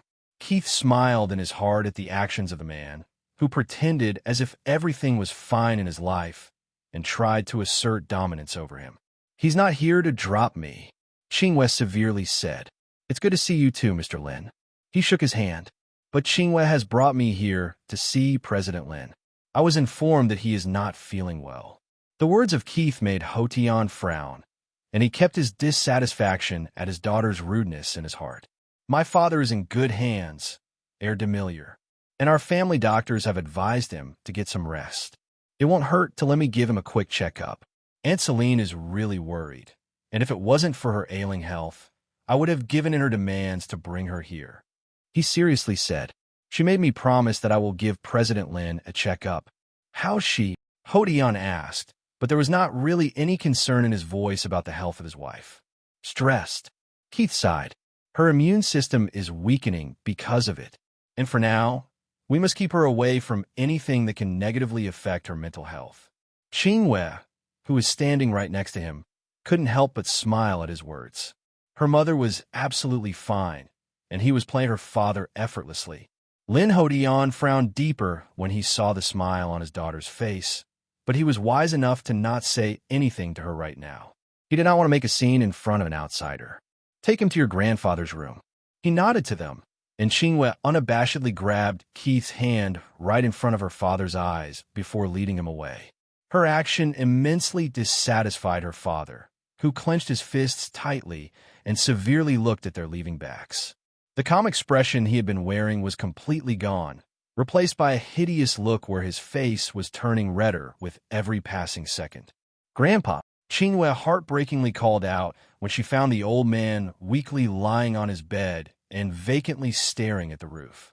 Her call did work like a magic, because all of a sudden, a sparkle appeared in his aged, graying eyes, and a frail smile curved on his lips. Qingwei, he hoarsely, but lovingly called out to his granddaughter. You look beautiful today, my child, he said as soon as she sat on the bed, holding his hand. I always look beautiful. She cutely pouted and then severely looked at the old man. You promised me that you would not compromise with your health. I was not even gone for a day, and you suffered a heart attack. You know how scared I was when Aunt Mayne told me what happened. It isn't anything serious. The old man shook his head, but under the narrowing eyes of his granddaughter, he lightly smiled and finally apologized. Sorry. Qingwei nodded her head to his words as a tear rolled down her cheek. Aunt Mayne told me that you had an argument with your son. He's your father, my child. The old man sighed, knowing well that the relationship between father and daughter was not smooth right now, and he could not really blame her for it. How's Celine? He changed the subject and asked. She's fine, Qingwei informed him with a smile, and then glanced at Keith before smiled brightly at the old man. I brought Keith to check up on you. You look well, heir Demiliore. The old man turned his eyes to the young man who was silently looking at the ECG readings. Thank you, President Lin. He smiled and then approached the bed. May I? He asked for permission. Yes. The old unhesitatingly nodded. The nurse who was taking care of him wanted to intervene when Keith opened his shirt and started taking off the electrodes, but the old man raised his hands and stopped her. Addit novel Benedat. Qingwei obediently stood up and gave room to Keith to sit on the old man's left side, after which he placed his hand on the old man's chest and closed his eyes. Lin Wudao felt tremors in his body from time to time, but he remained calm, and finally, after a few minutes, a soothing warmth engulfed his chest, which made it easier for him to breathe. His heart rate started rising steadily, before eventually calming down, and even if he could not be sure about it, he felt that it was beating smoothly now. Qingwei happily shed tears when she saw her grandfather's complexion visibly improving, and her heart felt even more grateful to Keith than it already did. You should be fine now. Keith lightly smiled when he opened his eyes and took his hand off. Let's try sitting up, he said, and then helped the old man to sit up on the bed. Breathe, he instructed, and old man Wudao did as asked.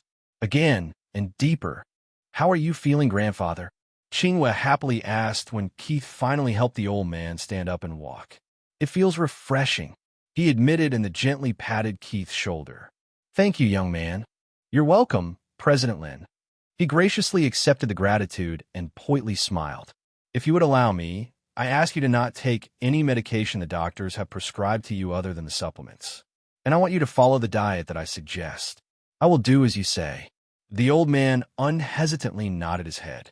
Keith nodded back to him and then picked up a notepad and pen from the study table before writing down a healthy diet chart for the old man. Please make sure that he strictly follows it. And all the soups need to be served warm, not hot. He handed the diet chart to the nurse, who went through it before eventually nodding her head. Qingwei also took a picture of the diet chart to save it on her phone, and then she excused herself to go check on her stepmother and younger brother. You told me that you're good at chess, the old man intently said, and Keith nodded his head with a smile. I'm just better than her. Soon the two of them sat down at a small table and assembled a chessboard for their game. White or black? Black, Keith said, and allowed the old man to make the first move. The first few moves were all the routine moves, before Wudao made an unconventional move with his knight, starting to trap Keith. Celine informed me that you're getting married on Monday, the old man suddenly said. Keith lightly smiled at the timing of the old man, and he could see that they were not going to play chess only on the board. Yes. He nodded his head. And I would be grateful if you attended, President Lin. You have done a lot for us, young man. Of course I would come. He readily accepted and then changed the subject. And consider me impressed, young man. You managed to shake lots of old bones by getting your hands on Guzzo's business in Samran. Mind telling me how you managed to do it? Thank you. I cannot reveal the details, but I made an offer he could not refuse. It involved a lot more than just monetary value, but in the end, it was still a business deal. He said he could not give him the details, but he deliberately shed some light on some key details, making the old man nod to him and not ask anything more about it.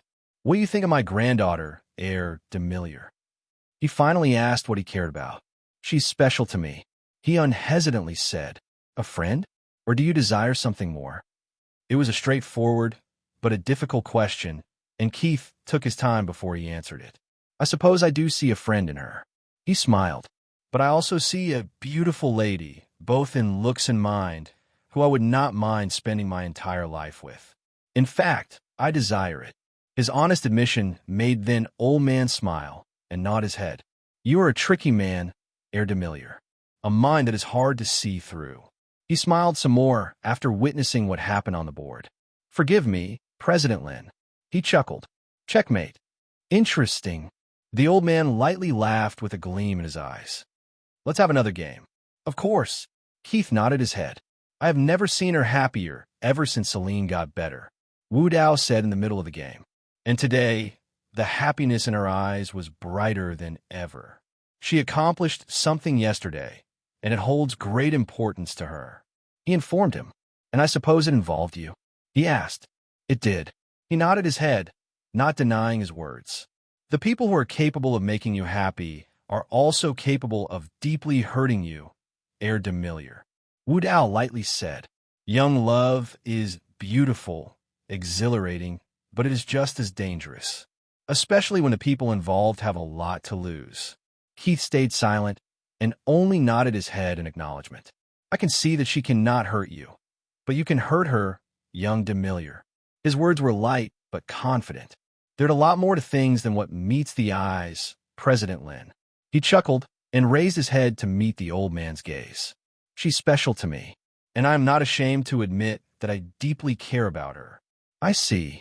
Wu Dao nodded and then turned his attention back on the board.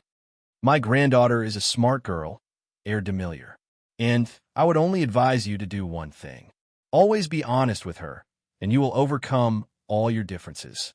I will always keep your words in my mind. Keith nodded his head and then continued with the game of chess. Lin Wu Dao put up an honorable fight, but in the end he fell short and graciously accepted his defeat. She's mistaken if she thinks she can beat you if she manages to beat me. He chuckled and wrapped up the board, not willing to play more. I'm just too good for her. But it isn't like she doesn't have her own forte. I am quite envious of her calligraphy skills. The two of them soon engaged in a warm chat about the girl they cared about, foregoing the passage of time. And sometime during their chat, unbeknownst to them, a beautiful girl with gorgeous gray eyes ended up eavesdropping on them. There was a beautiful smile on her face as she listened to their words, and there was also a beautiful blush adorning her face that could even make the fairies envy her. Too bad that Keith missed the opportunity to save that smile in his memories. It was Monday morning, the last day of the year, 2040. The Demiliore estate was livelier than it had ever been in over 2 decades, and the reason was the wedding of the young master of the family. Hundreds of workers of the estate had been working since the last 2 days to prepare for today, and now they were going through the last bit of preparations. The day had a festive atmosphere to it, and everyone was wearing colorful dresses. There were hundreds of children who were enjoying the light snowfall out in the open, singing carols and wedding songs, and they filled the stands. At noon, the Demiliore guards performed a horseback parade, circling the garden where the wedding stage was set, and then they took their positions waiting for the guests to enter the garden. Signal was sent to the main gate, and then the guest houses and all the guests soon approached the garden in their vehicles. There were some young ones already present in the garden since the morning, enjoying the festives, which included preparation for the later dances, traditional singings, and other performances. It was not just a wedding of the Demiliore family, but also of an ancient family, which had its own unique customs. There were several bonfires set up in the garden, which provided enough warmth even in the cold weather, and soon the guests were guided to their gazebos, which bore their names and the names of their families. The master of ceremony kept announcing the names of the guests that arrived, and as soon as they took their seats in their gazebos, the maids and butlers served them wine and snacks to enjoy as they watched the performances taking place on the stage. On the boundary of the garden were the stands, set up for hundreds of workers of the Demiliore estate and their families, who were here to witness the wedding of their young master. And they were all having the time of their lives as they happily cheered for the performances and enjoyed the snacks. However, only a few guests were paying attention to the performances as they were more focused on the other guests who were attending the wedding. They were quite agitated since they could not go forward and meet the other guests before the end of the wedding and the start of the banquet that was to take place inside the Demiliore Manor.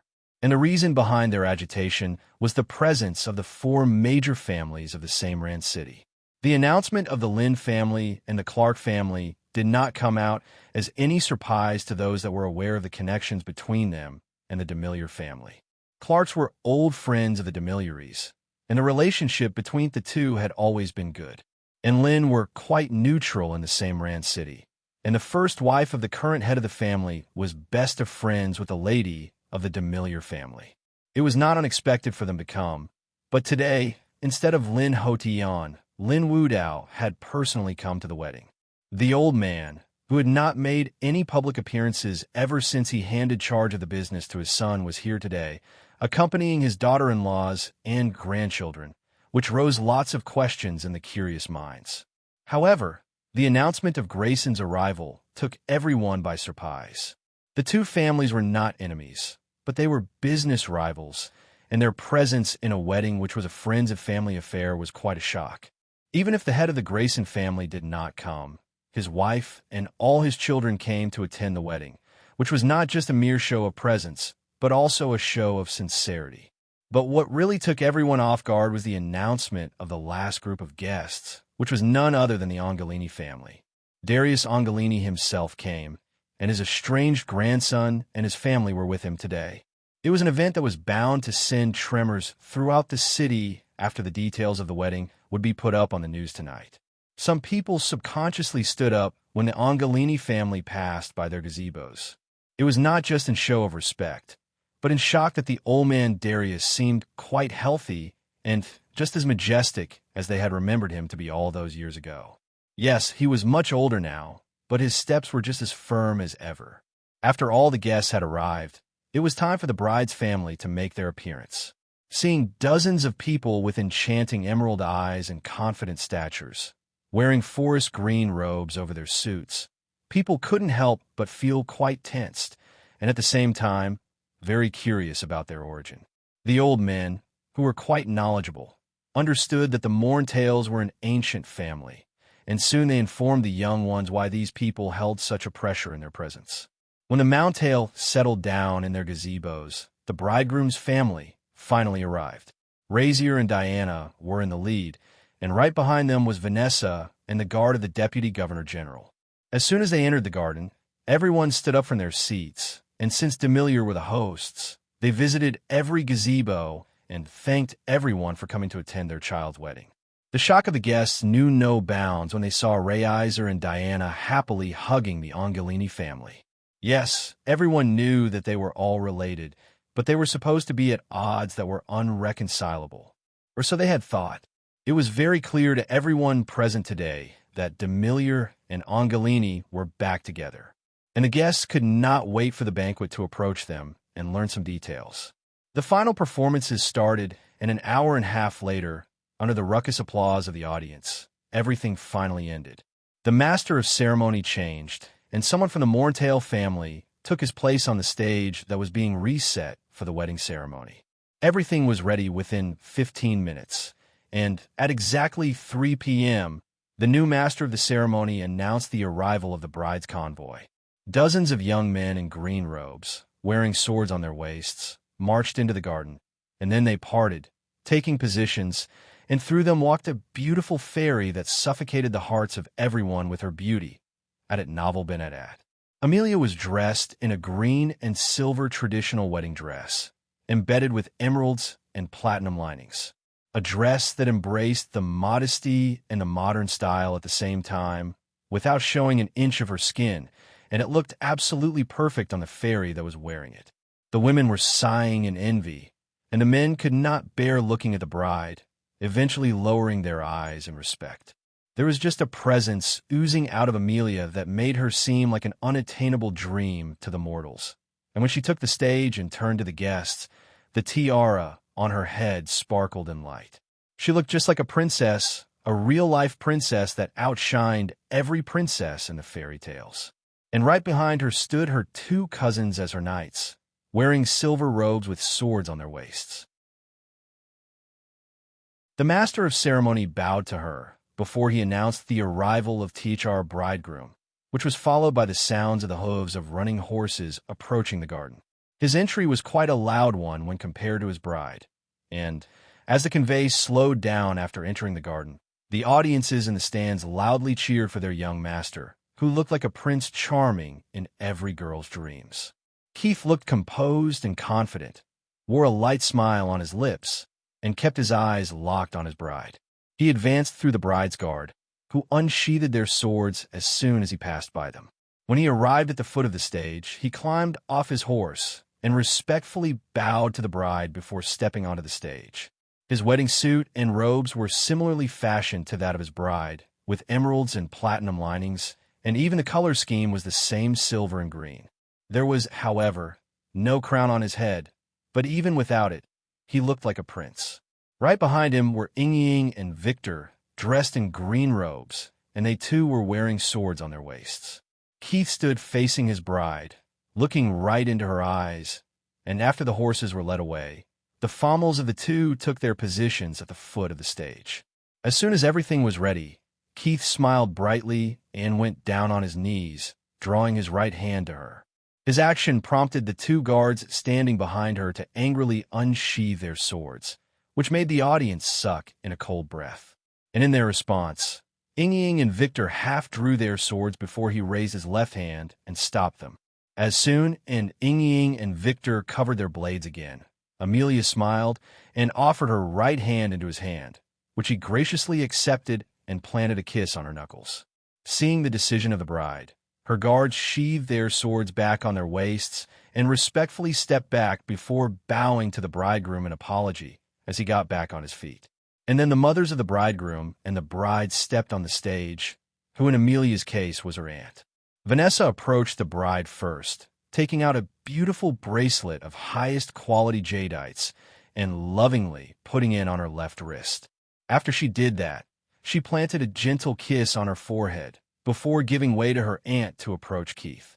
The Morntail lady too took out a bracelet, but unlike Amelia's, it did not hold jadites, but was completely made out of platinum in a woven design with a draconic crest. It was something a man could wear without it seeming too flashy. She then planted a kiss on his head, and then the two women presented their children with the bands for their intended that bore their names. Under the applause of everyone, the ring ceremony was performed and the promise was made. It was now time for the wedding ceremony. Both the mothers helped binding the left hand of Keith with Amelia's right hand with a red thread, and then on the platform, a large scroll made out of sandalwood and oakwood was uncovered. Keith placed his right hand into the dish filled with red ink, and then he marked his handprint on the scroll. Amelia followed his lead and marked her left handprint on the scroll, with her thumb touching his. The two of them then signed their names with black ink inside their respective handprints, and also on separate documents that were to be submitted to the marriage bureau. After it was done, the witnesses stepped on the stage to sign their names on the scroll and the official documents. 7 from the bride's side and 7 from the bridegroom's side. Other than Reiser, Diana, Vanessa, Caesar and May, Darius and Damien filled up the last 2 places for the witnesses on Keith's side, and all the witnesses stayed on the stage after signing their names. The master of the ceremony then asked the 2 of them to close their eyes and recite their wedding vows in their hearts. Keith and Amelia squeezed each other's hand as they recited the vows they had taken on the night they married each other, and after they opened their eyes, they turned to each other and smiled brightly. "I am yours and you are mine," they said in unison before Keith leaned in and kissed her. The moment their lips touched, they felt a tremor in their heart, and their minds went blank. It was simply surreal, and both had never felt something like this in their lives.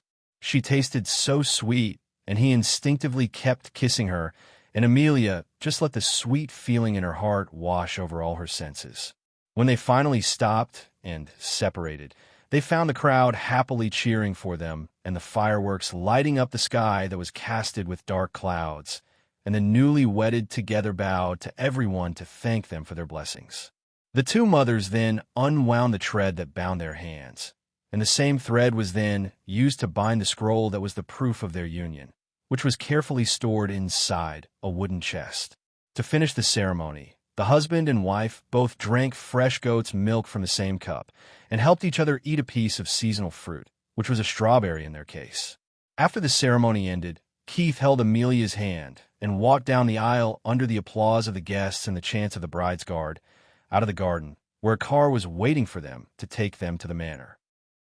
"Thank you for coming to our wedding, Mrs. Grayson." Keith politely bowed to the middle-aged lady, who stood between her 2 children. "It's our pleasure, heir Demiliore," she replied with a polite smile. "And we are really glad that we were invited. It was a beautiful event," she said, and then stepped forward to hug Amelia. "Always be happy, Miss Amelia." "Thank you." His bride lightly smiled and graciously accepted the blessing. "You are beautiful." Rebecca Grayson, who was looking ravishing herself, felt completely outshined in Amelia's presence, but still sincerely spoke those words. "Thank you, Miss Grayson." Amelia nodded to her with a smile and watched her husband hug his classmate. "I'm glad you are here." Keith chuckled and said, "Me too, and many, many congratulations on getting married." Julian happily smiled. "And to you too, Mrs. Demiliore." He politely bowed to Amelia. "Thank you." Amelia politely smiled at him and then turned to look at Rebecca. "Would you like to accompany me to greet some guests?" Rebecca did not show her surprise on her face and simply nodded her head before leaving together with Amelia, and the two of them were soon joined by Chinue as they greeted some guests. "My husband is really impressed by what you have achieved in business in such a short time, heir Demiliore," Mrs. Grayson suddenly said.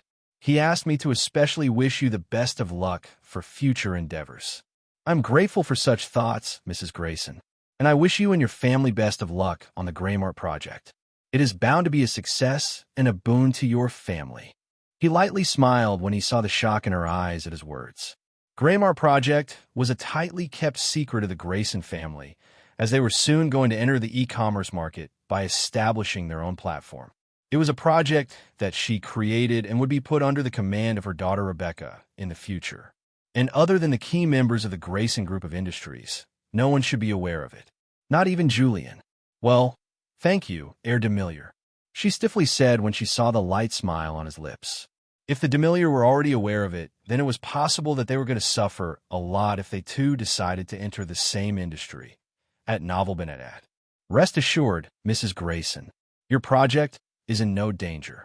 He saw through her and gently said, "And do have a few suggestions about the business if you would like to hear them." "That is generous of you." "Please."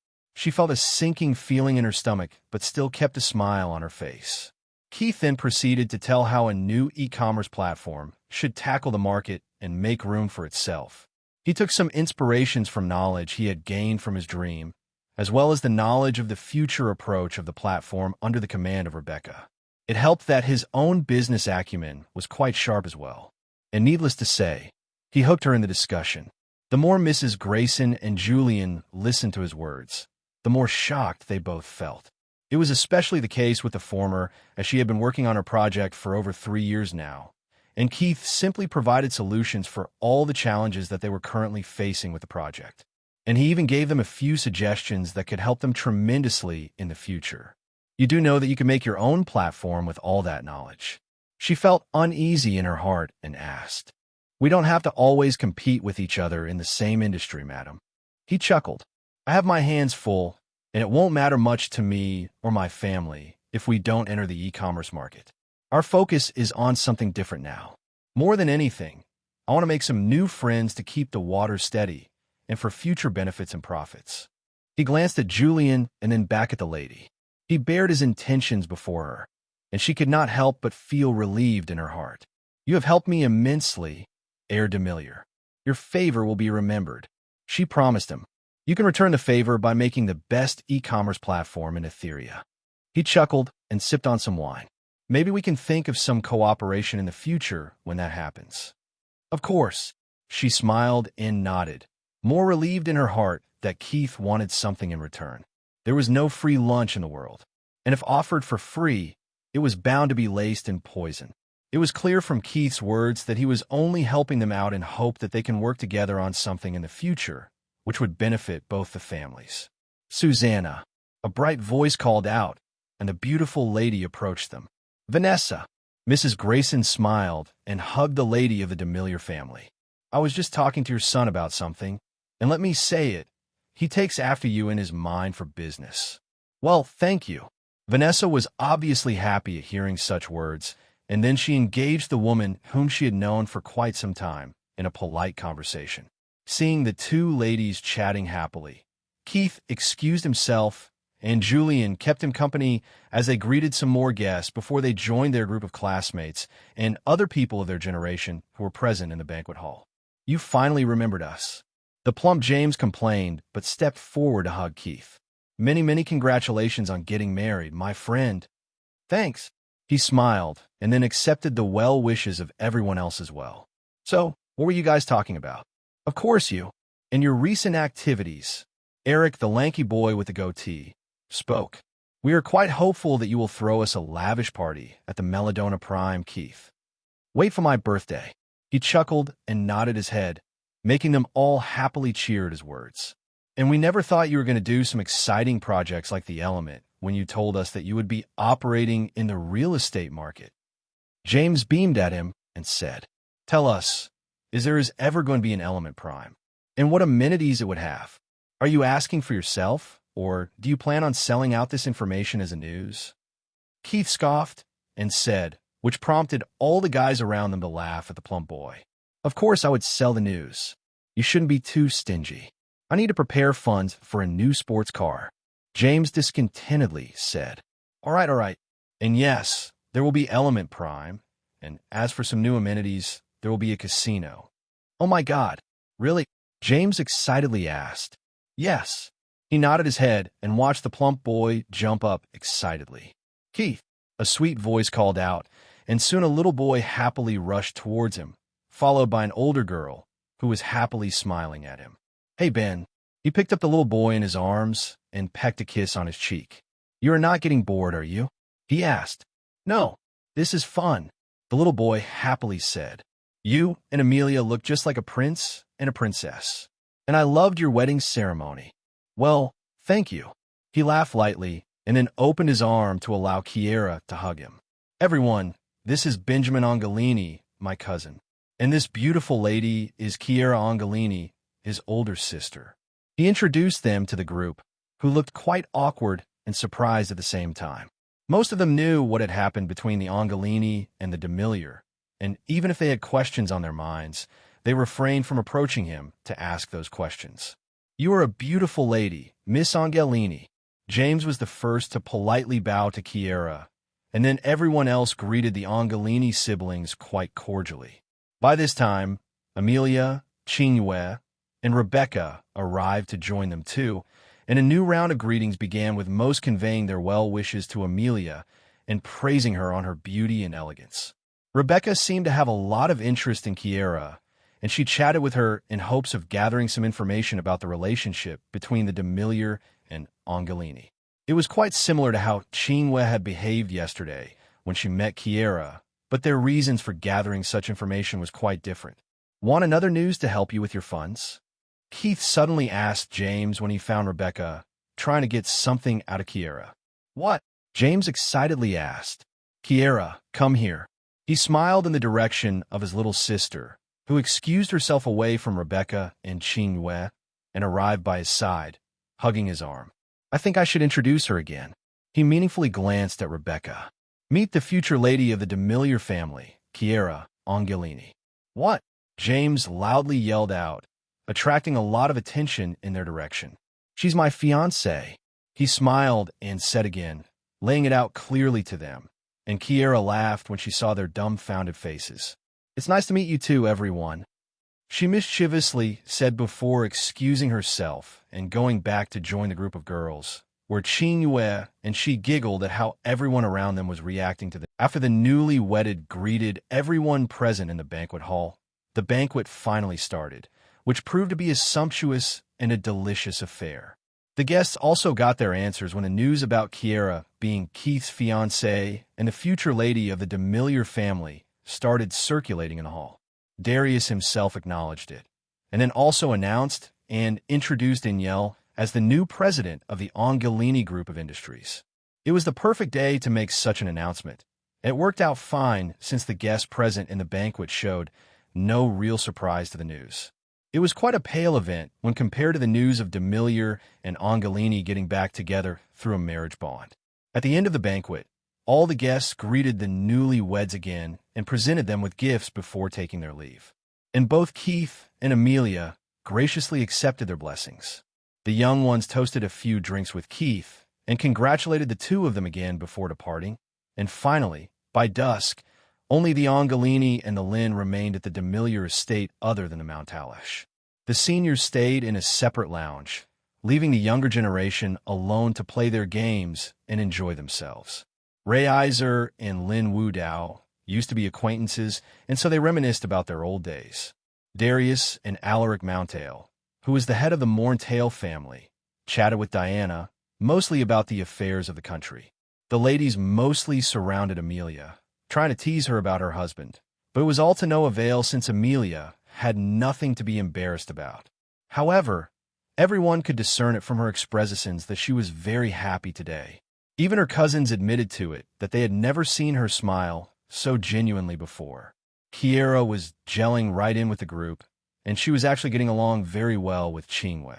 The reason behind it was probably how much Kiera knew about Keith and did not mind sharing the information with her. Since yesterday, she was always accompanying Qingwei, Nana, and her new favorite person, Minami.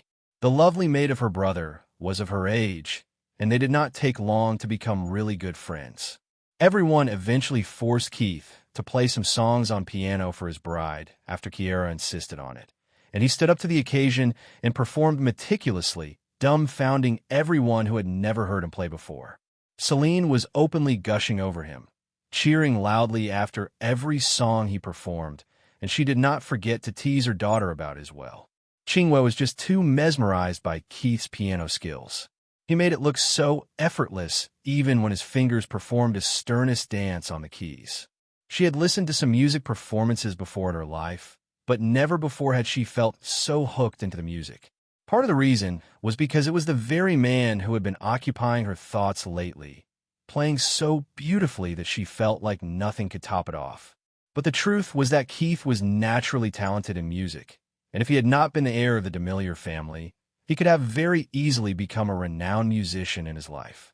Nana had been smiling since the morning, probably because Vanessa always kept her by her side and made her participate in the preparations, which made her feel right at home.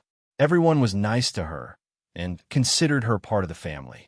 Kiera was even thrilled to get to know her, since she was only 2 years older than her. It was just so easy for them to become friends. And as she listened to Keith play piano, watched him focusing only on music, seeing his slender and long fingers beautifully dancing on the keys, she felt more smitten with him than ever before.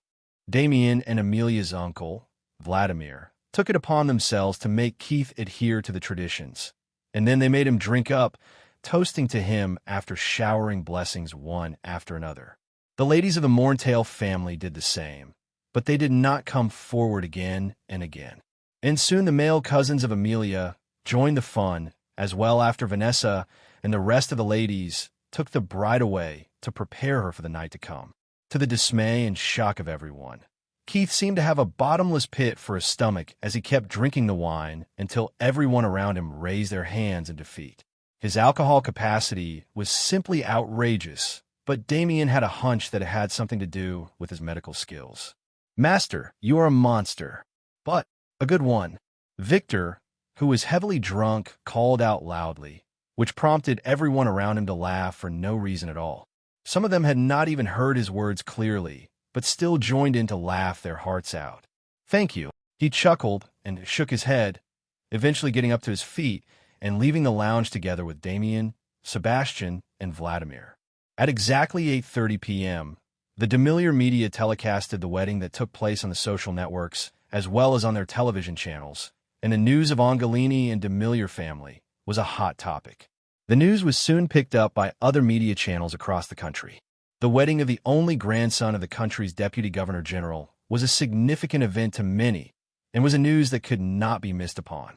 Images were being shared all over the social networks, and the media of Samran was highlighting the images of the Grayson and Angelini family much more than the other guests. Questions were raised about the absence of Lin Hotian when the rest of his family was present at the event, but it was a news that few showed interest in. Considering everything that was surrounding him, it was plausible that he would choose to not make a public appearance at such an event. Added Novel Benedet. "Everything is as you wanted it to be," Damien sighed and said when they finally switched off the news. "But it is the calm before storm," he seriously said. Keith understood that Damien was warning him about the possible retaliation of the Falcon family. "They will contact you and Aunt Danielle in the coming days," Keith said, "and I have a hunch that they will show interest in Kiera. You don't have to worry about her safety. The best of the Dragon Corps are protecting my family," he assured him. Keith remained silent at his words. He knew that her safety would not be an issue, but he already had some plans in his mind to keep her safer. "When will you be leaving the city?" he asked. "On 5th of January. Damien told him, "but I should be back in May. I plan on making the Samran City as secondary headquarters for my division." "I hope that happens." He nodded his head and smiled in his heart. Keith knew that Damien would be back before May, and Samran City would not just be any secondary headquarter for his division. It will be much more than that. However, these were secrets he could not reveal to anyone. He excused himself after bidding them goodbye and headed straight to his study. May had helped him process the private properties he had got from Guzzo, and this morning, Amelia handed him 500 million nearest that Vanessa gifted to her. Now he had a little less than 750 million nearest to play around with. Keith already had his mind set on what he wanted to do, and he was going to invest nearly all of it in the stocks of a technology company, which was going to unveil its first successful virtual reality console tomorrow. It will be the first of its kind, providing nearly full immersion by putting your physical body into sleep and directly link the console to your mind without any complications. It was a groundbreaking technological advancement, which would take the world by storm. However, only he knew that the product was still far from perfect, and it was not without complications. The product would be banned in the coming fall after a number of deaths would happen and cases of people losing their mental cognition would arise after using the console for prolonged periods of time. However, none of this mattered to him. He was just after the sevenfold profit he would receive on his investment by cashing out in mid-April. Keith did not have to think twice and immediately invested 700 million nearest into the company. He knew that his investment would catch the attention of many people, but he was not worried about it. As long as he cashes out in mid-April, it would save his name from being dragged into all the drama that would start in June, a month after the official launch of the product. After closing his laptop, he headed straight to his room where his bride was waiting for him. "Hi, Keith." Celine giggled as soon as he entered the room, and all the girls sitting on the bed, who were surrounding his bride, snickered as well. He knew that they were all in the mood to pull his leg and would not so easily leave him and his bride alone. "Hi." He cheerfully waved back at her. "Are you all joining us for the night?" His blunt question took them all off guard, and only Celine managed to compose herself. But the other ladies were averting their eyes from him, their cheeks reddening in a blush. Vanessa and Amelia showed no emotions at his words, only wearing light smiles on their lips. But Nana, Qingwei, and Kiera, together with the female cousins of Amelia, were burning in a scarlet blush. "Do you want us to join you?" Celine mischievously asked. "Mama." Qingwei playfully punched her on the shoulder and apologetically looked at Keith, who was amusedly smiling at them. "Why not?" He grinned and turned around to walk towards the dressing room. "Let me freshen up, and then we can get started with the fun." He could hear their laughter as soon as he closed the door behind him, and could not help but chuckle to himself. As expected, when he returned back to the room after taking a shower and freshening up, only his bride was waiting for him, sitting on the bed in her red silk pajamas. "Gone." He smirked and asked, "Why? Are you disappointed?" She lightly smiled at him. "No." He chuckled and then walked up to the door, locking it. "So, my dear wife, I'm sure those ladies tried to tease you a lot." He walked up to her and climbed into the bed, sitting cross-legged in front of her. "Do you know what's going to happen tonight?" "Had it novel been at?" "No, I don't." Amelia smiled and leaned closer. Her emerald green eyes, which were not covered by lenses tonight, stared right into his deep brown eyes. "Why, my dear husband, is something special going to happen? What do you think?"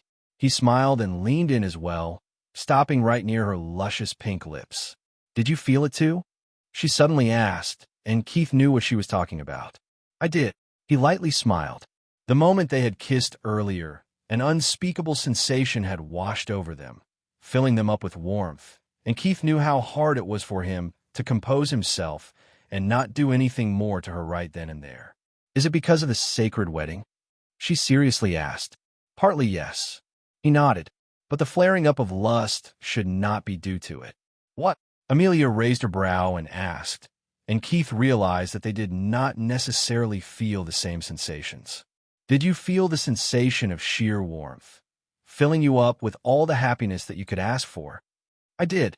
She nodded her head, her cheeks turning a little red at how he explained that feeling. Well, that was followed by an overwhelming urge for me to mate with you. He smiled. Trust me, I debated taking off with you right after our kiss ended. I heard Kiera and Qinghua talk about your affairs and how licentious of a person you are. Qingyue's words, not mine. She grinned when she found him frowning, and I'm finding myself agreeing to her words now. Is that so? He narrowed his eyes at her. Kiss me. She suddenly leaned in and briefly captured his lips, which prompted him to comply with her demand. They felt the same sensation again, albeit tuned down, but the lust that drowned Keith was far more outrageous than what he faced in the afternoon. His hands trembled as he pulled her towards him, making her sit in his lap, locking her legs around him. She tasted so sweet that he did not want to part from her lips, and Amelia could feel his hardness digging into her ass. His ragged breaths and trembling body was evidence to how much discomfort he was in. Again, she asked before letting him capture her lips once more, and Keith did not answer her through words. His hand started clawing at her waist, being very gentle, and then he finally reached for the buttons on her pajama top, undressing her. Amelia did the same for him and helped him take off his shirt. The two of them separated from each other's lips and then carefully looked at each other's naked torsos. You are beautiful, Amelia, he softly said as his fingertips traced her collarbone, and then his fingertips trickled down to her perfectly round breasts that had beautiful small but dark nipples on them. She was not too well endowed in her bosom, and only barely fit the C-cup, but they were gorgeous and felt so supple in his hands that he could not help but squeeze them a little. Her curves were so perfect that it was a marvel of nature, and her flat but soft stomach was too comforting to touch. Amelia was burning in a blush as his hands wandered over her, and felt tremors in her body when he played around with her boobs. However, her eyes were fixed on his nakedness too, and her hands were not idle either. He had a broad chest, chiseled but not really muscular. He was lean, quite lean, but could not be considered thin or lanky, and she could not help but marvel at how perfect he was. She had never paid attention to men before in a sexual manner, but she had seen her cousins practicing and fighting with their torsos naked, but none of them possessed such a perfect physique. And she had a hunch that people were not supposed to be this perfect. You are beautiful too, she mischievously smiled and said, which took Keith off guard, but then they both laughed together before pulling each other in another seething kiss. They just seemed to never get enough of each other's mouth, but eventually, Keith could no longer hold himself back. He pinned her under him and hastily yanked off her pajama bottoms, leaving her completely bare before his eyes. Amelia closed her eyes in shame, and her hands instinctively reached to cover her nakedness, but he did not allow her to do so. Hey, he smiled as he got between her legs and pressed her under his weight, supporting himself on his elbow as he stared at her face. The warmth of each other's skin was too comforting and alluring, making Amelia instinctively hug him on top of her. She opened her misty emerald eyes and saw the gentleness in his deep brown eyes that made her feel sweet. Yes. You are beautiful, he smiled and said before planting a kiss on her forehead. A sweet smile crept on her lips when she heard his words, and Keith kept planting light kisses all over her face. It tickled a little for her, but at the same time, the temperature of her body started rising, giving birth to a sweet ache deep inside of her. The ache flared up when his lips reached her breasts, and then she felt the warmth and wetness of his mouth engulf her softness that sent shivers up her spine. He tugged on her nipple with his lips and played around with it with his tongue. And when he started sucking on them, much like an infant would treat his meal, she could not help but let out giggles and moans at the same time. It was something so exquisite that she had never experienced before. It hurt him a lot to stay composed, but he did not want to be mean to her on her first time. He took his time, getting her ready, and then spent some more time making sure that she was prepared for what was about to happen. His fingers reached for her nether lips, tracing them, and then teased the little knob they were hiding at the top of them. Her soft body writhed under his playfulness. In a moment she started climbing to jump off to an orgasm. He stopped and pinched her clit, making her yelp out in surprise, sending jolts of pleasure up her spine. Under her fearful eyes, he uncovered his manliness that was painfully erect to its full mast. She could not help but gulp down when she realized how big it was, making her worried if it would ever fit inside of her. "Be gentle." She finally made up her mind and pulled him on top of her, wrapping her arms around his neck. Yes, she knew it would hurt a lot, but she did not want to make it difficult for him. It was something that was meant to be, and she had to go through this scared right tonight. She felt the glands kiss her nether lips, and then trembled when he held himself in his hand and traced her glistening lips with it. "Ready?" he asked when he finally stopped at her entrance, his glands parting her nether lips. She nodded her head and closed her eyes, but soon she heard him chuckle and opened them again. "Don't close them," he gently said and stole a kiss from her lips. The two of them stared into each other's eyes as he pushed himself inside of her. Her breath got stuck in her throat when his glands managed to break into her, but she did not close her eyes to cope with the pain and discomfort that she was feeling. "Relax," he whispered in a trembling voice as he found her warmth a little too alluring for him to stay composed. The moment Amelia breathed in again, he forcefully pushed himself into her, splitting her into two, and stopped when he reached her maidenhead. "Go on." She looked at his handsome profile with her misty eyes and gently smiled as she ran her fingers through his hair. Keith obliged and pressed forward, tearing the maiden her into a woman. "Ah!" she screamed out in pain as it stung badly, but he did not stop until he filled her to the brim. "Shhhh." He comforted her, planting kisses on her face, and both their heartbeats were so loud that they could hear them. It took a good few minutes for Amelia to compose herself and get used to the stuffed feeling that she felt. She propped up on her elbows and looked down to where they were joined, and sucked in a cold breath when she realized that a little less than half of him was still not inside of her. And there was blood too, but she was not worried about it. He couldn't help but laugh lightly at her expressions, and hearing him laugh helped her calm down. "You can move now," she smiled and said, capturing his lips and inhaling his intoxicating breaths. However, the moment he moved inside of her, she hissed out in pain as it stung again, but now her insides gushed out more juices in their defense, which made it easier for him to slide in and out of her. At first, his thrusts were deep and hard, adamant of making sure that no trace of her maidenhead remained inside of her, and it was not in the least pleasurable for her. But when her mind finally drifted off the pain and took in the sensations of every time his length rubbed against a certain spot deep inside of her, her pain numbed down and a sweet ache appeared again, completely replacing the pain soon after. Keith smiled when he saw her expressions change and slowly rose his pace. He deliberately hammered onto the door of her womb that sent jolts of pleasure and pain inside of her, and soon she could not help moan as tears leaked out of her eyes. Her hands painfully grabbed onto his hair, making him grunt, but he did not complain and bore it. He was drowning in a heavenly pleasure that he just wanted to lose himself in, and lose he did. "Keith!"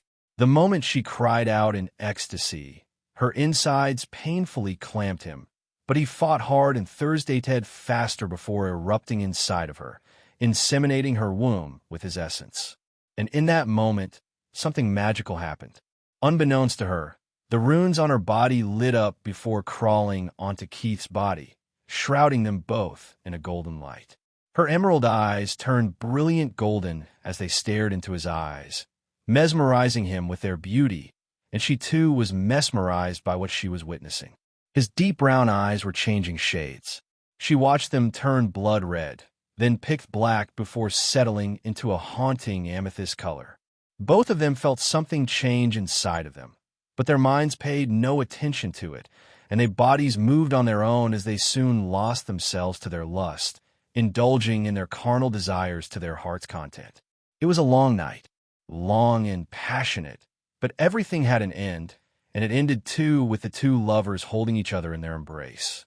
They slept soundly, unaware of all the changes that were taking place inside of them. "Good morning, love."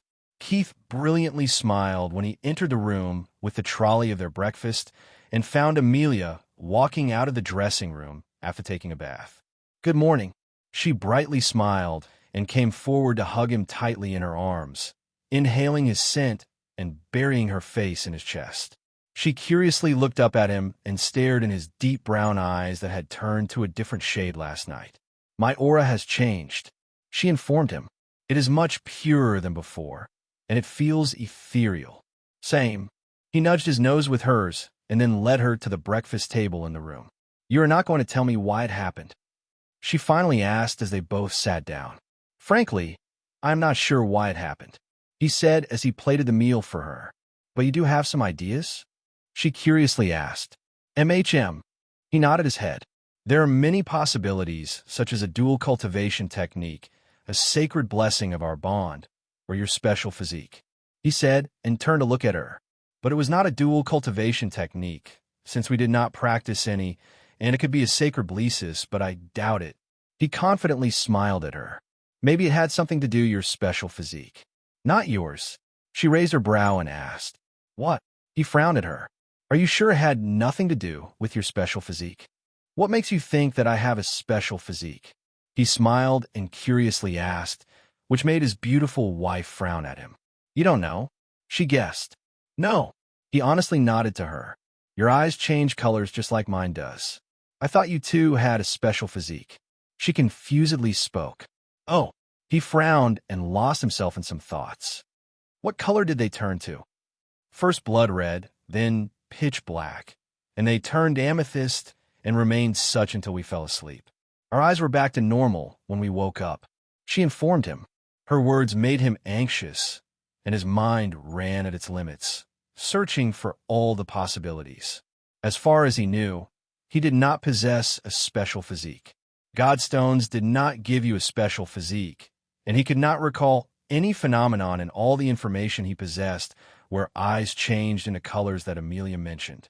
Just to be sure, he summoned his god ring and channeled the power of darkness in his hand. "What color are my eyes now?" he curiously asked. "They have not changed." Amelia shook her head. "Well, then I have no idea why my eyes changed colors." He shrugged it off and summoned his god ring back. "You never told me what this ring of yours is." "It is a god ring." Keith proceeded to tell her what god rings were and answered Amelia's questions as they finished up their breakfast.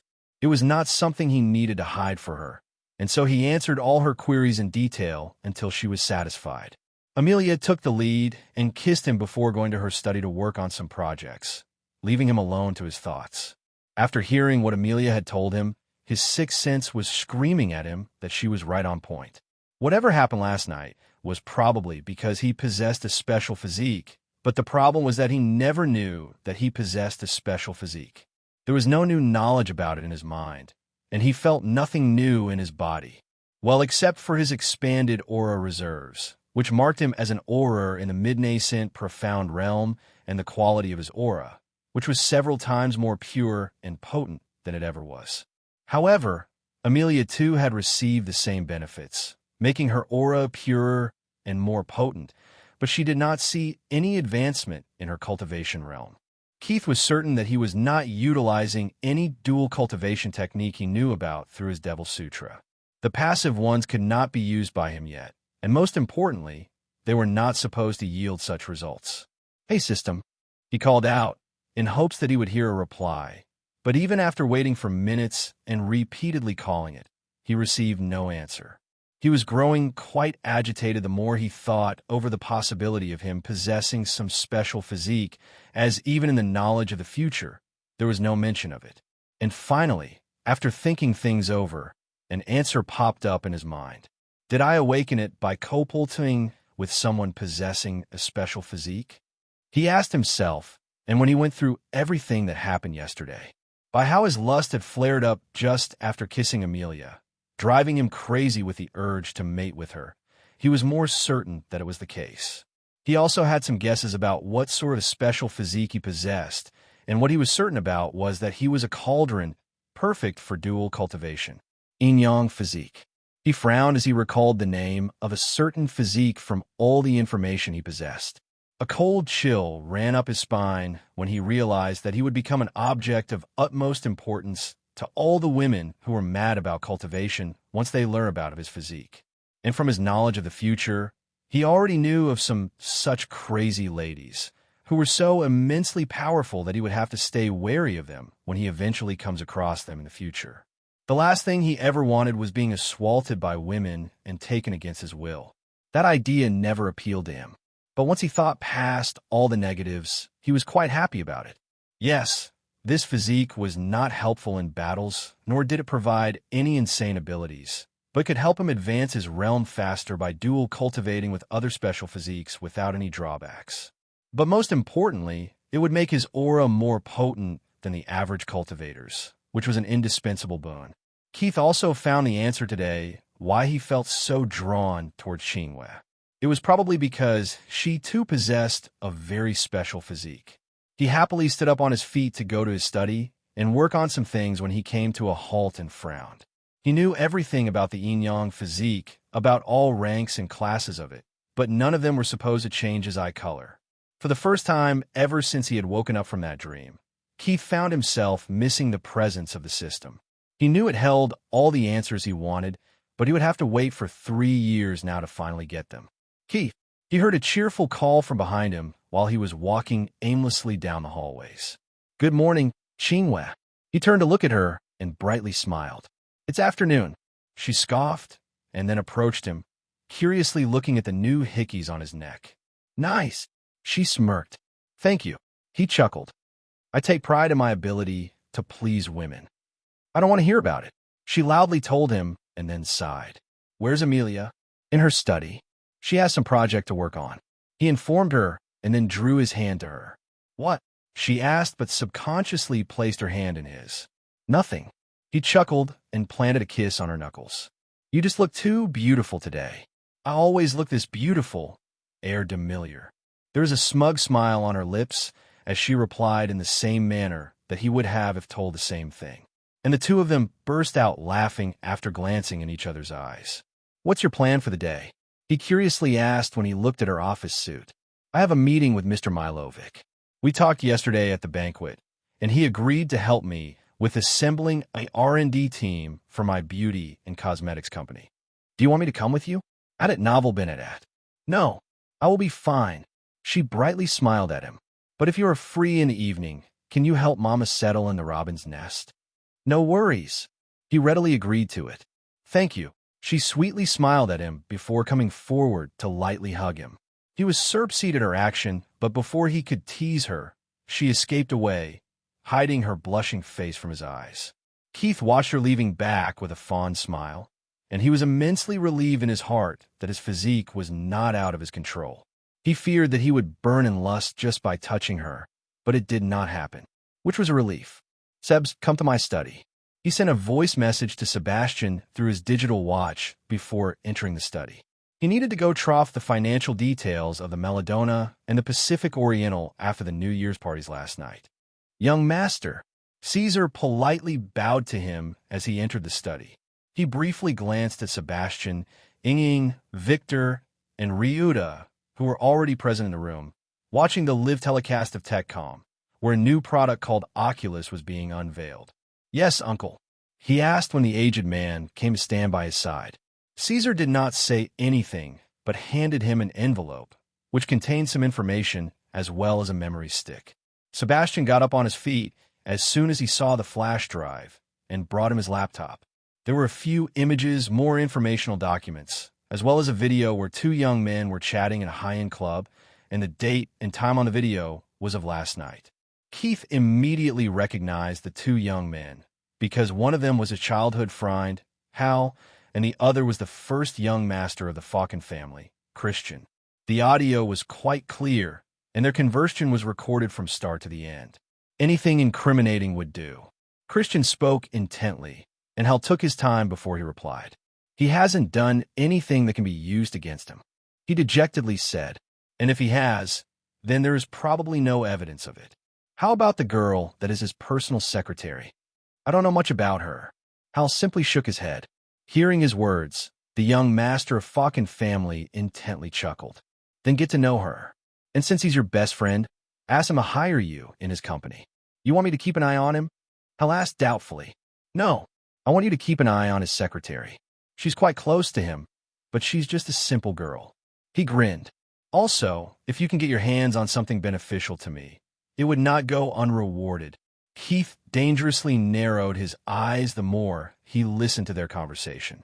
Like you asked me to do, I investigated the underground fighting event that you were supposed to attend on 8th of December, and it turns out that the fights were rigged. Christian Falcon was the secret organizer of the event, and he apparently rigged all the fights to gain the most profit. Caesar informed him after the video ended. I see. He nodded and closed his laptop after looking at all the data that linked Hal's father to the Falcon family and his dear friend to Christian Falcon. Did you find anything on the others? James and Eric are clear. The rest are quite close to your friend Hal. Caesar straightforwardly said, Did you find out the reason why he is against me? Keith curiously asked. As far as he knew, the two of them had never had any problems with each other. Not really, but your friend is likely attracted to Miss Lynn. Keith already knew about it, and he smiled devilishly. Ryu. Yes, master. The young assassin stepped forward. Eliminate him. Leave no traces. He lightly said, Yes, master. The dark-eyed boy simply nodded his head, accepting the task. Keith was not in the mood to play these stupid games since the end benefit was not high. Hal was a simple pawn, and he was worthless to Christian Falcon. A man with no value was of no use to him either, and he did not have time and patience to keep an eye on a nuisance. He probably would have let his old friend live had he not accepted the task to harm Nana. It was something unforgivable, and since Christian Falcon was also responsible, how could he let that man go? Christian assaulted a high school girl named Gloria back in March 2035 in Seraphim City. She was a student of Beacon High and belonged to a low-income family. Her father used to run a bakery at the food street. The girl committed suicide after she found out that she was pregnant with his child, and he refused to take responsibility. The men of Falcon family dealt with her body, the evidence, and her father was killed too. However, there is still a witness, and that's Gloria's former classmate. She also has a recording of the conversion of Gloria, where she was begging Christian to take responsibility for the child. Gloria saved that recording in an online account that belonged to her friend, but she had access to.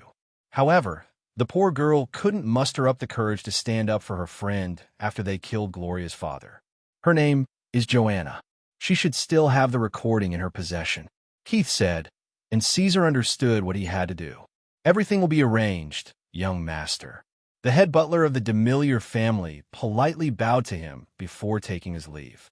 Keith knew such a minor thing could not harm the Falcon family, but it would harm Christian's reputation, just like how the young master of the Falcon family wanted to harm his reputation.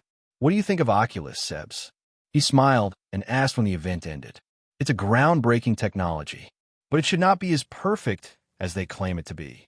Sebs frowned and said, Regardless, it is something that many around the world would love to invest in, especially the governments. What? Victor curiously asked. You did not listen to its use. Sebs raised his brow and asked. I was paying attention to the story young master was telling. Victor embarrassedly grinned, which made Sebs chuckle. They claim that this console can be used to learn new skills while sleeping. Just imagine being able to learn a language, do your assignments, learn about a new fighting style while sleeping at night. Oh, realization finally dawned on Victor when he heard those words. I will get myself one. Add it novel Benedict. No, you won't. Keith shook his head. None of us will. Why, young master? The musclehead asked. You will lose your remaining brain cells too, if you use it. Keith chuckled and got up from his seat. Sebs is right. It isn't perfect. In fact, it is dangerous. He proceeded to instruct Sebs on a few things regarding the business, and then left the study, followed by Ying. Have you thought over it? I want to serve you, young master. She lightly but firmly said. Kiera is my little sister. Ying, I need someone I can wholeheartedly trust to protect her. Forgive me, young master, but I have been trained to become your shadow. I won't leave you, she determinedly said. Keith sighed as he already knew that she would not agree to it. As a shadow, she only cared about his well-being, and even if she was obliged to follow his every command, she could not agree to not stay by his side. Well, you will have to protect her after I am gone, he cryptically said, and Ying halted in her steps. However, Seeing him not stopping, she immediately caught up with him. "What do you mean by that, young master?" she grimly asked. "I will tell you at the end of this year." He chuckled at her question. "But don't worry, I will be coming back to you." Even though she was still anxious in her heart, she was relieved that it was not what she thought he meant by his words. "Go, tell Aunt Celine that I am waiting for her in the car," he said as he walked towards the underground parking space of the manor. "Yes, young master." She nodded her head and walked towards the wing where Vanessa resided. Keith interestedly looked around and then decided to drive the Mercedes EQS today. When he arrived at the front of the manor, Celine was already there, holding a small suitcase, which a butler helped her put inside the car, and then she happily climbed into the front seat. "Fancy it?" she teasingly asked. "Just because you are my company." He chuckled and started driving. "And where are we going first?" "I need some painting equipment and more canvas," she told him. "Vanessa suggested that I finally follow on my dream to open an art gallery, and I think I want to do it." She informed him and then hopefully looked at him. "You are brilliant, and I am sure you will find success in it," he confidently said. "Thank you." She brightly smiled. "I also have a painting in my mind, a perfect wedding gift for you, but will take some time. I will be waiting." He nodded his head, really looking forward to seeing it. "Just don't make it something sad." He took a jab at her, which made her pout and fold her arms on her chest. "I said it will be a perfect wedding gift. Have some faith in your aunt," she complained. "I was just messing with you." "I know." She giggled and then started talking to him about yesterday and how perfect his wedding was. It was clear that the couple of days she had spent at the Demiliore Manor were full of happiness for her, and Keith could discern it in her voice that she was a little reluctant in her heart to leave. But it was her decision to settle in the robin's nest, and everyone had to respect it. What Keith was glad about was that she did not want to stay at the Lynn mansion with her husband. Even though she decided to not separate from her husband, she understood that she needed some time away from everything that was transpiring. Grandpa Lin too agreed with her thinking, as it would also save Qingwei and Lin Hodian from worsening their relationship of a parent and a child. But how could they know that Keith wanted to utterly destroy all the relations of Lin Hodian? That man was doomed to lose it all. Friday, January 11th, 2041. Pavilion Cemetery, Samran City, Netheria. The famous cemetery of the city silently received its new tenant in its embrace. The gentlemen and the ladies in black observed 9 minutes of silence, and some stared at the grave, consumed in their grief. One such person was an aged woman who had aged another decade in the last evening after hearing the news of the death of her beloved son. She half leaned in her husband's embrace, burying her whimpers in his chest, not caring about anyone that surrounded them. After the 9 minutes wore off, one by one, people stepped forward to lay down a flower on the grave, right under the tombstone that bore the name of the dead. Here lies Hal Jordan, a beloved son, cherished brother, and a loyal and steadfast friend. Son of Michael and Gemma Jordan. Born April 7th, 2022. Died January 10th, 2041 foot. When most of the mourners left after paying their last respects to the grave, a group of young men and ladies stayed behind together with the family of the dead. These young men and ladies were the friends and classmates of Hal, who had never thought that the guy who was brightly laughing yesterday in the class would not live to see today. Some had tear-stricken eyes, and some bore desolate expressions on their faces. Most of them had never seen someone close to them die before, and it was hard for them to cope with such a moment. It was especially the case with a young, plump boy who was uncontrollably shedding tears once again. "Stay strong, James." Eric sighed and lightly patted the back of his friend, calming him down. But one could see that he too was on the verge of shedding tears. However, soon everyone's attention turned to the pair of young man and a lady, who stepped forward and laid down white roses on the grave. Even in such a sad event, they could not help but be mesmerized by how perfect these two were. A gorgeous girl who could put even the fairest of the ladies to shame, and a ridiculously handsome young man who even shrouded his companion's charm. But everyone could see that where the girl did not look too distraught, the young man looked grief-stricken even though there were no tears in his eyes. "Let's go," he said after he politely nodded to his late friend's family, and together with him, his friends and classmates walked out of the cemetery. "Keith," Chingwe worriedly asked when only his close friends were around. "I am fine." He lightly smiled at her, but his smile was a little stiff. They approached the street where their cars were parked, and then everyone dispersed after saying their goodbyes. "You can go home if you want," he softly said to her. "I'm staying with you." Chingwe adamantly shook her head, refusing to leave him. "All right," he sighed and nodded to her before turning to his friends. "Let's meet at Odin's Lounge." James, Eric, Glenn, Max, and Samantha, who was Eric's girlfriend, nodded to him and walked toward their cars, but Julian and Garrett stayed in their place. "You are not coming?" he asked. "Would it be appropriate?" It was the hunky boy Gareth who expressed their worry. The two of them were only acquaintances with Hal, whereas Keith and his group were Hal's close friends. "I think I need all the company I can get today to drown myself in wine." Keith stiffly smiled and said, which made the two boys sigh at his words, "We will meet you there." Julian nodded and said, walking with his best friend to his car. "Keith," the gray-eyed girl once more worriedly called out to him. "I am fine, Chingwe." He gently smiled at her and budged her nose before opening the door for her. Chingwe was relieved in her heart when she saw him display his usual playful nature, and she quickly entered the car. As soon as Keith closed the door and walked over to the driving seat, he sighed. It was too much of a hassle to put up such a tiresome front before the people, but he knew that he had to display his grief today. Hal was his childhood friend, and if his death did not affect him, the people would start gossiping and it would not reflect well on his image. He silently entered the car and drove towards the Odin's Lounge, where all the friends were going to go meet up. "You do not have to stay quiet, you know." He lightly chuckled when he found Chingwe debating if she should say what was on her mind or not. "I just can't believe that someone can suddenly disappear from your life like that. Someone whom you expected to stick around for a long while." Keith smiled in his heart when he heard her words. Death does not see someone's age before accepting them in its embrace. He told her, "It is inevitable." She frowned at his words and then looked at him, curiously narrowing her eyes at him. "At it novel been at.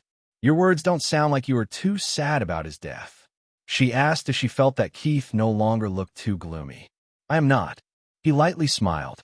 "I guess I have grown insensitive to death. It just does not make me too sad." "And why is that?" She frowned and asked. "I saw my father die right in front of my eyes." He informed her, "And he did not die a natural death. It was a car accident, and I was with him in that car." Her eyes widened in shock at his words, and then turned misty. She knew that Michael Demiliore had died in a car accident, but she did not know that Keith, too, was in that car.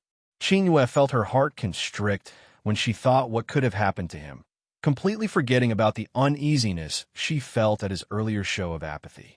But her heart calmed down when she felt him grab her hand and squeeze it lightly. "I am here," he reminded her, and a tear slipped out of her eyes that she quickly wiped away. "You know, you look even more breathtaking when you cry." He teased her, making her more embarrassed, reminding her of the day he had watched her bawl her heart out when he cured her mother. "It's still not a good thing to speak so lightly of death." She admonished him. "Hey, when did I speak lightly of it?" He retorted. "Also, it doesn't mean that I'm not sad about my friend's death. What I meant to say was that I know how to cope with it, and so it doesn't make me too sad." She folded her arms on her chest and looked away, adorning a bright blush on her fair cheeks. Seeing her back to her usual mood, he did not tease her again and concentrated on the drive. Ryuta had done his job perfectly, making it all seem like an accident. There was simply no evidence that suggested that there was more to Hal's death, and even if there was someone in the world who doubted it, they could not do anything about it. The prized assassin had taken his time, studied his target, learned about his habits, and then chose a perfect plan to end Hal's life. His former friend died because he was drunk and tripped off the stairs at his home, hitting his head hard at an edge, losing consciousness and bleeding to his death before a butler finally arrived at the scene. The police still investigated things a little, but after looking at the CCTV footages and listening to the testimonies of all the people present in the house at that time, they declared it an unfortunate accident. Only Keith and Ryu knew that it was just not an accidental hit to the head that killed Hal. It was Ryu who had meticulously struck a point on his head, leaving no trace of the use of the rock that he had used to perform the task. Yes, it had taken Ryu 9 days to finish the task, but Keith had never given him a time frame to complete it. And the final result was more than satisfactory. Keith and Qingwei reached their destination half an hour later and found others already waiting for them. Their group then booked a private lounge, where they all sat down and lost themselves to their grief. Those who were close to Hal remembered the joyful moments they had shared with him, and those that had only been his acquaintances listed to everything respectfully and shared anything they recalled of the departed, remembering him in good words. He was so excited when you gave him the job at your company, Keith. James recalled and informed his friend in a half-drunken state. He was so happy to be able to work for you. Alas, he was not meant to be. He finished his words and gulped down on some more whiskey. Let me call for some snacks, Julian suggested, finally trying to relieve the depressing mood that was looming over them. Yes, Keith nodded to him in a desolate voice, making everyone sigh at how sad he seemed. Eric comfortingly patted on his back, and Qingwei, who was sitting on his other side, was lost in her own thoughts. She had found out today that Keith was a genius actor, someone who could fool anyone if he wanted to. Her curiosity towards the man she admired flared some more, and at the same time, her silly heart was a little sweet that he had not bothered pretending to be grief-stricken when they were alone in the car. To her, it meant that he was willing to be honest with her, and she was grateful for that. The president of the Lin Group of Industries will address a press conference in the evening to reflect on court's decision and Mr. Feng's decision to sell his shares in the Lin Pharmaceuticals. Keith switched off the television and sighed when he looked at the tear-stricken face of Celine. The trial had just ended in favor of Zhao Feng, where he managed to take full control over the transportation company that he had founded under the banner of the Lin Group. Additionally, his divorce to his wife was approved, and he was entitled to everything that he had given to her since their wedding. His ex-wife was sent to prison for 6 years, and her bastard was struck off from his will. The court penalized Lin Hotian as well in a lawsuit of 4 billion liras. However, Zhao Feng did not want money and asked for complete control over the transportation company that was jointly owned by him and Lin Hotian. Additionally, he even showed his desire to sell all his shares in the Lin Group of Industries, except for the shares in the pharmaceutical company, back to Lin Hotian. Such an offer made it easier for his former friend to make his decision, and he readily accepted to hand over his side of the shares in the transportation company, which were nearly worth 5 billion liras. However, the real blow that struck the Lin Group of Industries was when all the trusted men of Zhao Feng openly resigned after Lin Hotian bought back the shares from Zhao Feng. This resulted in the shares of the Lin Group to take another hard hit, and just in 3 hours, they suffered a loss of more than 2 billion liras. But nothing could have prepared Lin Hotian for what happened next. Zhao Feng held a press conference where he ended all his ties with the Lin Group of Industries, and then he announced that he was selling his 7.5% shares in the Lin Pharmaceuticals, which were worth nearly 6 billion liras, to the Grayson family, who already owned a 2.5% stake in the company. This would make the Grayson family the third biggest shareholder of the Lin Pharmaceuticals, behind Lin family's 51% and the federal government's 25% stake in the company. It was an event that financially hit the Lin family, but it did give immense power to the Grayson family in the company's decision-making. Now, the Lin family could no longer veto any decision since they would fail to get the 2/3 majority in the board of directors in case the government and the Grayson family stood together. However, none of these things were the reason why Celine was in such a pitiful state. The court had officially decreed that Lin Hotian was now a father of 3. His eldest was his daughter, Lin Qingwei, and his second child was Lin Zihan, who was formerly Zhao Zihan, and lastly, his youngest was the current heir to the Lin Group of Industries, Lin Haren. Since Lin Zihan was officially his son, and Lin Hotian had not made him sign any legal documents to give away his right to an inheritance, he was now entitled to an inheritance, and the will of Lin Hotian would soon be amended. Even if Zihan could not be made the heir, he was still entitled to as much as 15% of the Lin family's fortune if he later took the matter to the courts. Don't cry, mother, Qinghua sternly said. I don't need any inheritance, and I won't let Howard suffer. Why did he not make that boy give up his right to inheritance? She cried out. Is he that dumb of a man? Or is he really thinking about handing over the family business to this boy in the future? Lin Howard had made it clear a few days ago that he would never accept Zihan as his brother, and Lin Wudao had forbidden his son to bring his bastard home.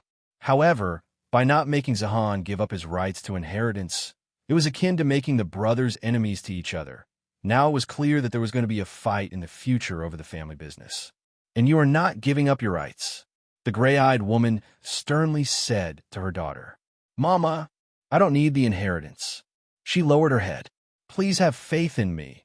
I can make my own business flourish and even stand toe-to-toe with the Lin Group of Industries. It's not that your mother doubts your ability, Qinghua. Keith interjected before Celine could say something. To be willing to give up your rights is a sign of weakness, and if I be blunt, it's stupid. Almost everything that your family has is thanks to your grandfather. He established the business so that his legacy could enjoy it. You too are the legacy of the Lin family. You dislike your father, I understand it. But why are you willing to refuse the goodwill of your grandfather? He questioned. And you must not forget that most of what forms the Lin food and beverages was given to your father in dowry upon his marriage to your mother. The company would not be what it is today if it did not have its prized beverage, Red Bliss Cola, and the Waves, its most prized brand of snacks. He informed her and smiled. These things belong to you, and I am sure they are in your inheritance. He's right. Celine nodded her head to his words. Both these brands are in your inheritance, as well as the alcohol brand Whispers. You must not give up on them, she said with finality, and her daughter obediently nodded her. I'm sorry. She apologized for not thinking over these things thoroughly. How could she let what belonged to her mother fall in hands of others? And Keith was right. The Lin business was not established by Lin Hotian. It was all thanks to her grandfather. If her grandfather was willing to give her something, no one had any right to make her not accept it. If your father has not made Lin Zihan give up on his inheritance, it is likely that he plans on giving him something from his personal assets. He suddenly said and smiled. So, don't fret over these things. At other times, I would have believed in it, but with everything that has transpired in the last 2 weeks, I don't think I ever understood Hotian. Celine sighed. You don't know, Keith, but he favors Zihan over Howard. I don't know what is going through his head, but I have a bad premonition about everything. Keith frowned and pretended to think things over. Even if he prefers Zihan over Howard, he can't just make him the heir. Yes, he is officially his son now, but the truth is that he was conceived as a bastard. The world knows it, and it won't reflect well on the image of the family if he later becomes the heir to the business. I don't think Mr. Lin would do it. He mused. It's not what he would do that worries me, Keith. The gray-eyed woman sighed. I'm worried about Howard and how he would react to everything. What if that bastard does take fancy to the family business? You don't know what greed can make people do. If he harms Howard, Auntie, he stopped her from losing herself to some grim thoughts. Let's not talk about these things, he requested, and you promised to give me my wedding gift today. He reminded her, at novel Benedet. Celine wiped the tear that slipped out of her eyes and nodded her head to him before lightly smiling. Wait here, she said, and stood up to walk towards her studio. He won't harm my brother, would he? Qinghua fearfully asked after her mother was gone. Keith knew that she was worried about Howard, and Celine's words had taken root in her mind. He will be fine, he assured her with a smile, and somehow, her worries eased a lot after seeing him smiling at her. I hate him, she said, referring to her father. He sighed when he heard her words and helplessly shook his head. You should be focusing on your life, Qinghua. If you dislike him so much, why do you allow yourself to be sad because of him? The frown that marred her face after hearing his words was a little too cute, and he couldn't help but chuckle after seeing it. Focus on the future of your business and your cultivation. MHM. She nodded her head to him, finding herself in a much better mood now. And do not let your mother worry over these things too. She needs your company, and you should make her focus on her dream of opening an art gallery. Thanks, Keith. She sweetly smiled at him. What for? For being here for us, she said as her cheeks turned a little red. Always there for you, Miss Qingwei. He grinned at her, making her blush some more. Keith, Celine brightly called out as soon as she entered the living room, holding an art tube in her hand. Here, she excitedly handed it over to him. Keith curiously opened the lid and took out the painting that was stored inside the tube. When he unfolded it and spread it on the table, the gray-eyed girl gasped in awe at how enchanting it was. "It's beautiful, Auntie," he sincerely said as he found it hard to take his eyes off the painting of him and Amelia in their wedding dresses, holding each other's hands and looking into each other's eyes. "It's just perfect." "Thank you." She giggled happily, delighted that he loved her work. "It's one of my best works to date." "I don't doubt that." He chuckled and carefully folded the painting before storing it back inside the tube. "Thank you for such a perfect gift, Aunt Celine." He grabbed her hand and planted a kiss on her knuckles. "You're welcome." She giggled some more and stepped forward to hug him. "Always be happy." She blessed him. "You too." He hugged her back and whispered, "Good night, Kiera." Keith gently smiled and leaned in to plant a kiss on her head. "Good night," she half-heartedly said, and then turned around to walk inside the manor. Sol, who was holding the sleeping Ben in his arms, politely smiled at him and bowed before taking his little young master inside. It was Sunday, and so the two of them had spent the entire day at the Demiliore estate. After their music lessons ended by lunchtime, Keith took them out to play at the ranch together with Minami, where Kiera spent hours on horse riding and grooming her horse. And Minami and Ben spent their time playing around with lambs and Netherian shepherd dogs. By the time evening arrived, the little Angelini was too tired and fell asleep after a light supper. But his older cousin was still in high spirits. However, Keith had plans for the evening, and when Qingwei arrived at the manor, he decided to drop off Kiera and Ben at the Angelini estate. His little sister was not pleased at his decision, and even if she did not say outwardly, she was a little mad at him. "She's upset," Qingwei said as she looked at the leaving back of Kiera. "I know." He chuckled and shook his head. "She'll be fine. Let's go." "Okay." The gray-eyed girl delightedly smiled and got back inside the car, taking the driving seat. Keith did not say anything and let her drive, and in the back seat his ever-so-silent shadow was sitting, making Qingwei feel a little agitated. She had tried to converse with Ying on several occasions, but the latter was simply not interested in holding any sort of conversations. Her replies were always one-word or one-liner, and she had no interest in talking about anything the girls generally liked talking about. The gray-eyed girl even tried talking to her about cultivation, hoping that it would catch her interest, but Ying stayed as precise as ever when answering her questions. "How long have you had Ying as your shadow?" she finally asked after she glanced in the rear view at the beautiful Chinese girl. "She's been my full-time shadow since my 10th birthday, but I have known her since I was 6, he said and smiled at his shadow, who met his eyes in the side mirror. "How did you two meet?" Qingwei curiously asked. Keith sighed in his heart when he heard that question, but smiled lightly. "My mother bought her through an underground auction and then gifted her to me." He simply revealed the truth. What?" Qingwei called out in shock, looking at him with disbelief in her eyes. "Focus," he reprimanded her, reminding her to pay attention on the road. "Sorry, it's okay," he sighed. "I know the idea is horrible to you, but it is the reality of our world. Slavery is illegal." She whispered softly, "I'm not a slave. I'm a shadow," Ying said firmly from the back seat, making Keith smile at her words.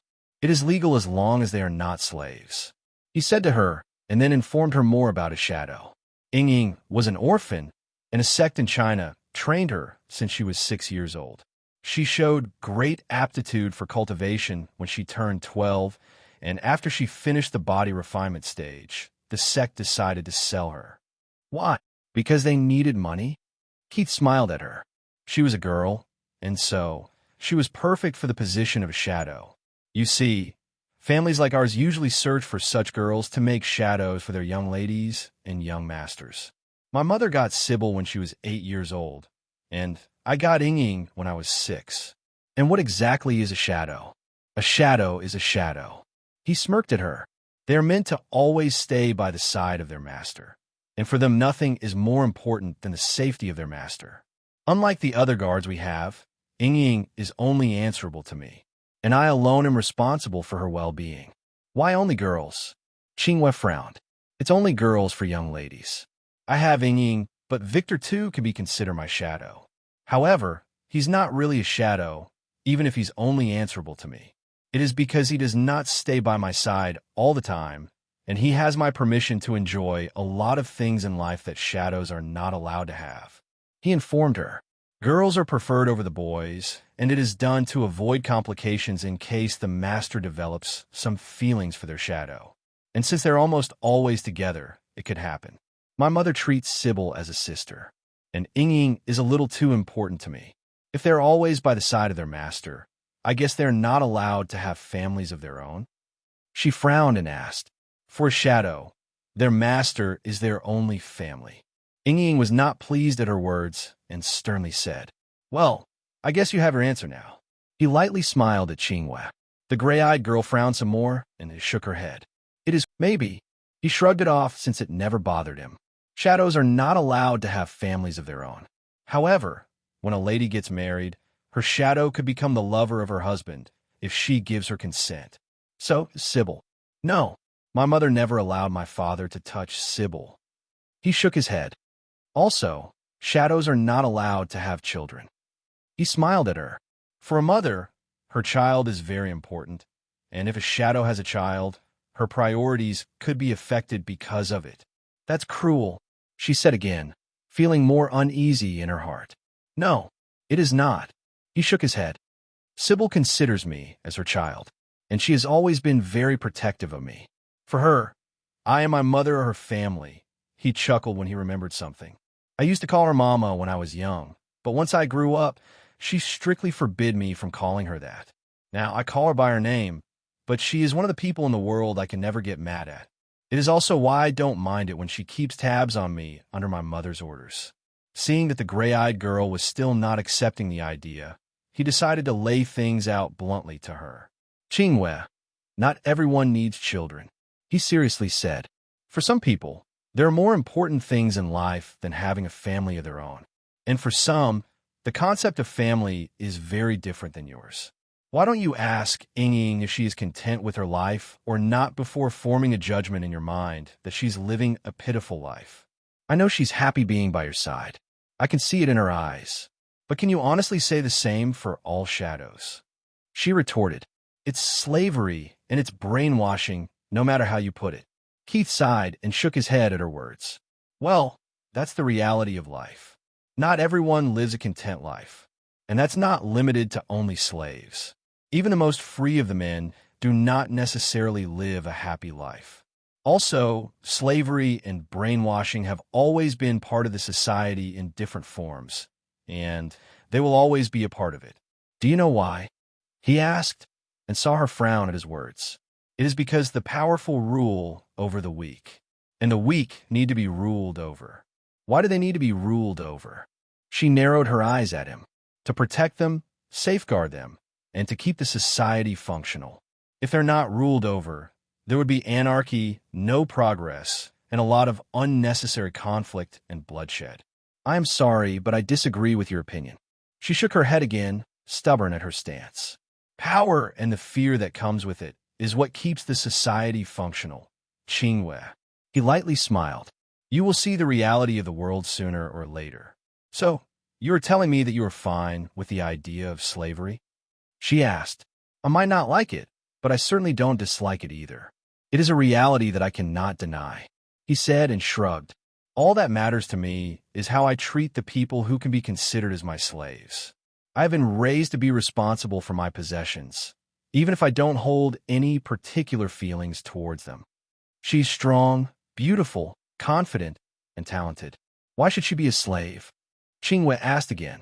I am not a slave, Miss Lin, Ying grimly said, and I would appreciate it if you don't show such concern for me. The gray-eyed girl realized that she had said something wrong. At it novel been at. I'm sorry, Ying. I know you are happy being by his side. The Chinese girl stayed silent at her words and did not even look at her. She's strong, beautiful, confident, and talented because she has been raised correctly to utilize her inborn qualities. Keith lightly smiled. Can you honestly say that she would have been the same if she had not been raised by my family and without our resources? Qingwei frowned again, but this time she finally felt that she was missing out on some key details. And even if she was still not comfortable with the idea of shadows, she no longer had the heart to argue over it. The rest, due the drive, was a silent affair until they arrived at their destination. Why are we in the military district? She curiously asked as she looked at the club in front of her that was not accessible to the general public. Ever used a gun before? He smiled and asked. No. Well, the club has a shooting ground as well as an indoor firing range. Tonight, you will learn about gun safety and how to handle the firearms. He told her why they were here and nudged her nose when she brightly smiled and nodded to him. Let's go. So, only the people associated with Netherian military have access to this club? Qingwei curiously asked after they were allowed to enter the premises. Yes. He nodded to her. And their immediate family. However, at any one visit, we can bring along up to 2 guests. He informed her. The access extends to the next 2 generations of the military officer in the family. And I have access to these facilities because of my grandfather. However, unlike him, who enjoys everything here on the expense of the government, we have to pay for the services. I see. She nodded to him and curiously looked around the lobby, where several soldiers and officers were sitting, chatting with each other, and the rest were on their guard duty. Keith had to submit his identification card at the reception, and then all 3 of them received e-tags, in form of wristbands, before they were free to roam around the club and enjoy the services. Qingwei was quite surprised to see the number of female soldiers and officers. Yes, the Netherian military was amongst the few in the world that had its female population comprising more than 25% of its active military. But still seeing lots of females at the facility, she could not help but appreciate such a sight. Why are you so surprised? Keith caught on her expressions and chuckled. We have the world's largest military force of over 5 million active personnel, and 1.25 of them are female. Don't you know that most of them, 0.95 million to be exact, hail from the northern provinces like ours? Actually, I did not know that, she truthfully said and then curiously asked. But why is that so? Keith shrugged at her question. There are no quotas, so it must be that the northern ladies are built different when compared to the southerners. The 2 of them casually chatted about things, and Keith kept informing her more about the Netherian military. They were on their way to the indoor firing range when they passed by an open restaurant, where they caught sight of an acquaintance. Isn't that Rebecca Grayson? Qingwei asked as she looked at the golden blonde girl in a tracksuit, chatting with a military officer in the hallway. And, by the looks of it, the officer was clearly hitting on her, and she seemed quite comfortable with it. Yes, that's Rebecca Grayson. He frowned and nodded. It was indeed a surprise for him, since he was not expecting her to be here. Of course, he knew why she would be here, but he had not thought that they would meet here today. Do you think that's her boyfriend? The gray-eyed girl curiously asked as he looked at the tall and muscular man standing next to their acquaintance. Boyfriend? Keith grinned in his heart at her words. More like a toy friend, he thought. I guess not. He shook his head. I have never heard about her having any boyfriend. MHM. She nodded her head at his answer, as she too had never heard any such rumors. There were rumors, of course, linking her to various men, but none ever proved to be true or was confirmed by either side. Let's go. We have to take left from here. He deliberately grabbed her hand, which she did not refuse, and followed after him. We are not greeting her, she asked. Do you want to intrude on her privacy? He chuckled. No. She brightly smiled and shook her head. Unbeknownst to her, the golden blonde had caught sight of them when they turned left, and her curious ocean blue eyes did not miss them holding hands. Excuse me. She lightly smiled at the tall and muscular man, who was her acquaintance, and simply walked off towards the firing range, leaving him frozen at his place, surprised by her sudden change of demeanor. Keith, Qingwei, and Ying arrived at a stairway that led down to the firing range, and he lightly smiled when he caught sight of the golden blonde girl enter the hallway. Their eyes briefly met in the mirror, even if they were more than a dozen meters apart, and the light smile on his lips made Rebecca's heart uncomfortable for some reason. How could she have known that there was actually someone in the world who knew her secret, and it was the very man who had just smiled at her? She was born special, possessing beauty and mind that few possessed. However, she had a secret. And her secret was that she could recall everything since her birth, even bits of times when she was in her mother's womb, as clearly as possible. Yes, she had absolute memory, or pamnesia, as one would call it. And Rebecca had never told a soul about her secret. Not even when she was a little child did she ever bring it up to her parents or friends.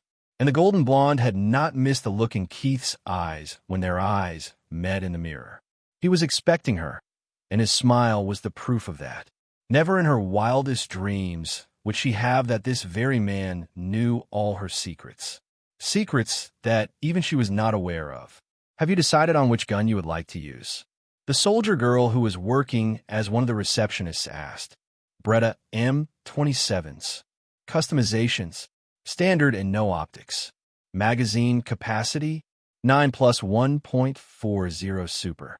Rounds. 250. Keith brightly smiled at her, making her a little flustered. I will be right back with your order, she said after she wrapped up the guns that she had just showed him and entered the armory to prepare his order.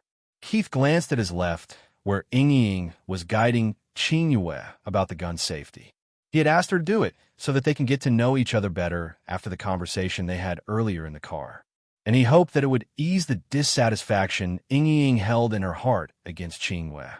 Interesting choice, a sudden melodious voice commented, and Keith instinctively turned to look at the gorgeous lady, who was half leaning on the reception desk. He couldn't help as his eyes inadvertently glanced at her bosom, which was quite well endowed and tantalizing to stare at, but he schooled himself quite quickly. Miss Grayson.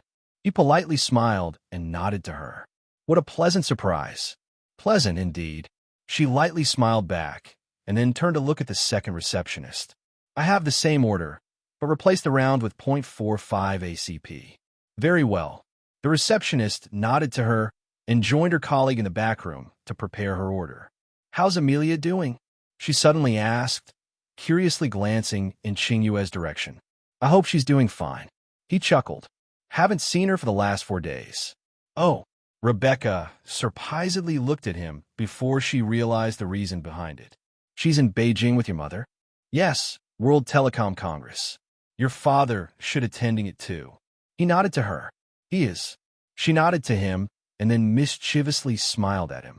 As newlyweds, you were supposed to go on honeymoon with her. But my, here you are, and there she is, all alone with your mother. I'm not sure what you mean by that, Miss Grayson. He chuckled and feigned ignorance. Of course you don't. She smiled. So, when are you taking her out on a honeymoon? Not any time soon. He casually said, we have lots of things to attend to, and there's a long life ahead of us, so no rush. He shrugged. There's something I'm very curious about, young Master Demiliore. And what is that, young Lady Grayson? He playfully smiled at her. Why did you help my mother? She asked, looking right into his eyes, at it novel been at. For you. He brightly smiled at her question and unhesitatingly answered. Rebecca narrowed her eyes at his words, feeling more uncomfortable in her heart. You're not my type, young Master Demiliore, she said and then lightly smiled. That's harsh. He feigned some hurt. Well, congratulations. You are the first one to say that to me. Is that so? She smiled some more. What do the girls even see in you? Who knows? He shrugged. It isn't like I am ridiculously handsome, culturally refined, and ridiculously rich. The last receptionist, who was listening on their conversation, could not help but burst out in giggles when she heard his words. Oh, fair lady, why do you laugh at me? He teasingly said, folded his arms on his chest, and then leaned in, approaching her with hopeful eyes. And no, I'm not laughing at you. The receptionist called out in a high-pitched, flustered voice, and her cheeks soon reddened in embarrassment. It's okay. I'm used to people laughing at me. He chuckled and then grabbed her hand, softly planting a kiss on her knuckles. You have a beautiful voice. He complimented her with a gentle smile. The receptionist looked dumbly at him, and when he let go of her hand, she felt quite agitated at the loss of the warmth of his hand. "You are good," Rebecca giggled. "No, I am not good. I am better than you." He shook his head and plainly said, which made her ocean blue eyes smile at him. "Are you?" "Yes." He grinned. "How about we hold a competition?" She suggested once the two receptionists brought them their orders. "What's the bet?" He did not refuse and asked, "If I win, you will tell me why you helped my mother and family." "And I expect the truth, Mr. Demiliore." She straightforwardly said, "Well, in case I manage to win, you owe me a date, Miss Rebecca." He chuckled and picked up the case that held his order. "Here are your earmuff and safety goggles." The receptionist handed the additional items to them. "Thank you." Rebecca nodded. "Can you open the 7th alley for us?" "Of course, Miss Grayson." The receptionist happily nodded and scanned their e-tags once more before opening the private firing alley for them. "You can stay inside for 2 hours. That's more than enough." The golden blonde smiled, and then simply walked off with her case towards the lift. Keith glanced at Ying and then nodded to her before following the blonde inside the lift. "What's your best score?" Rebecca curiously asked. "I don't have a best score." He chuckled and shook his head, taking her off guard. "Do you even know how to shoot a gun?" She doubtfully asked. "Don't worry. I should be fine with it," he assured her. "I hope you don't disappoint me, Mr. Demiliore." She simply said and looked away. "I hope you wear purple on our date," he confidently said, which irked her some more.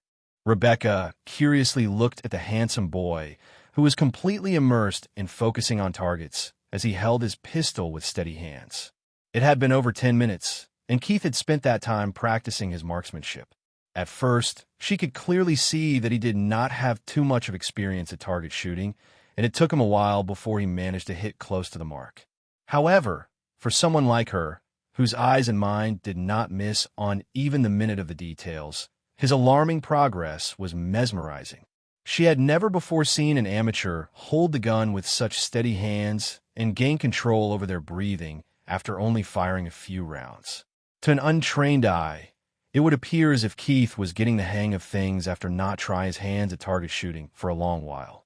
But she could see it that he was only learning these things with every shot he fired.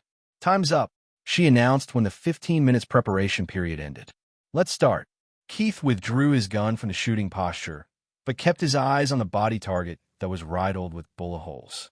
He stared at it for a good minute before he pressed the replacement button and turned to smile brightly at the girl with the ocean blue eyes. "Let's start," he said. "Rock, paper, scissors. I will go first." She shook her head and took her position. 8 targets at 15, 20, 25, 30, 35, 40, 45, and 50 meters. 10 rounds each, with a total of 800 points. "Okay, I'm fine with that." He nodded his head without much thought. Rebecca entered the information on the tablet at her booth, and soon a screen over their heads displayed their names and the format of the competition. There was also a leaders board displaying the names of the people who had scored the highest in this format, and unsurprisingly, the soldiers and military officials occupied almost all the top 100 spots. However, there was Rebecca's name on the leaderboard too, and she stood at 97th spot with an impressive score of 688 to 800. She was tied on the points with the next 7 spots, but fell behind them only because she took more time than them. Intimidated, she smirked when she caught him looking at the leaders board. "By you," he chuckled. "I'm intimidated by the score of my grandfather." She inadvertently glanced at the name Reiser Demiliore that stood proudly at the 3rd spot with an exceptional 778/800 points. "You should be." She nodded to herself and then put her earmuffs and safety goggles on. "Ready?" he asked after he put on his earmuffs and picked up the tablet. "Yes." She nodded to him, and Keith immediately pressed the start button displayed on the tablet. Bang, bang, bang. The sounds of gunshots resounded in the alley, and the clock stopped as soon as all 10 rounds had been fired at the first target. Rebecca did not bother looking at the screen to see how many points she had earned and just focused on changing the magazine. "Ready?" he asked when she was back in her shooting stance. "Yes." As soon as Keith pressed the start button, the lights turned green again and the gunshots responded once more. The second target went down, then the third, and then the fourth. It was timeout now, as she needed to reload the magazines, and she finally glanced at the screen that displayed her score so far. Target 1, 98 out of 100. Target 2, 94 out of 100. Target 3, 91 out of 100. Target 4, 88 out of 100. Current score, 371 out of 400. Impressive, Keith sincerely said and smiled. It is still not perfect. She smiled and shook her head. I am ready. Okay. Keith pressed the start again, and the gunshots sounded out in the alley once again. Target 5, 84 out of 100. Target 6, 78 out of 100. Target 7, 74 out of 100. Target 8, 73 out of 100. Final score, 680 out of 800. Having second thoughts? She chuckled when she caught him sighing. I am just disappointed that you are not at your best tonight, he lamented, and then smirked as he handed her the tablet. Let's see what you have got, mister. She giggled as she watched him get ready to draw his gun at his targets. Keith intently looked at the bullseye and steadied his arms in breathing. He was an exceptional doctor, and his hands are naturally quite steady. It proved to be an advantage for him when he practiced earlier, and right now, he recollected every feel of it. I am ready, he announced. As soon as he pulled the trigger, the gunshots started sounding out one after the other. He kept hitting the bullseye for the first few shots, but then the fifth missed the bullseye and landed on the 9-pointer. He could have gone on and kept shooting, but he took a few seconds to recompose himself before pulling the trigger again. However, he failed to hit the mark consecutively and ended up gathering 3 more 9-pointers. Target 1, 96 out of 100. Rebecca was not too amazed that he got such a sound result on the first target, since it was the easiest of all 8. However, she was still surprised by how talented he was at it. Ready? She asked as soon as he changed the magazine and took the shooting stance. Yes. Bang, bang, bang. A playful smirk adorned his lips when he fired all 10 shots. At it, novel been at. Target 2, 95 out of 100. Impressive. He chuckled when he found Rebecca throwing at him. Not really, she denied. Are you ready? Give me a second. He shook his head and immediately changed the magazine before getting back into his position. Ready. The light turned green again, and Keith pulled the trigger once more. Bullseye, bullseye, 9-9, bullseye, 9, bullseye, 8, 9-8. Target 3, 92 out of 100. Nice. The golden blonde lightly smiled when she saw the result, seemingly not too bothered by it now. Ready? Yes. He wasted no time and immediately got back into his stance. 8-7-9, bullseye 9, bullseye 8-8, bullseye 9. Target 4, 88 out of 100. Current score, 371 out of... Now that's impressive, she admitted, acknowledging in her heart that he was probably inherently better than her at it, but she did not say it out loud. Thank you. He smiled at her as he reloaded his magazines. I really want you to wear purple on our date, Miss Grayson. We shall see, she simply said and waited for him to get ready. Ready, he announced, and the second session started. Target 5, 86 out of 100. Target 6, 81 out of 100. Target 7, 78 out of 100. Target 8, 78 out of 100. Total score, 694. Keith had an advantage over her, as he was an auror. He had more power in his body. His recoil control was simply much better than what Rebecca had displayed. But even though the results showed that he had won, the smile on his lips was very light. You don't seem too happy at the prospect of going out on a date with me. She smiled when she saw him looking at his name on the 89th rank on the leaders board. I won, yes. He nodded to her. But my heart is not content with it. Why? She curiously asked. You did not take me seriously. He looked her right in her eyes. Why? She frowned when she heard his words, and the uncomfortable feeling in her heart was back. However, she kept looking him into his eyes and finally sighed before returning to her booth. Keith did not say anything as she reset the alley and to put her earmuffs back on. This time, she did not put on the goggles and took on a rather relaxed stance. The gunshots resounded once more in the alley, and Keith intently looked at the scorecard. Target 1, 100 out of 100. Target 2, 100 out of 100. Target 3, 96 out of 100. Target 4, 94 out of 100. Target 5, 90/100.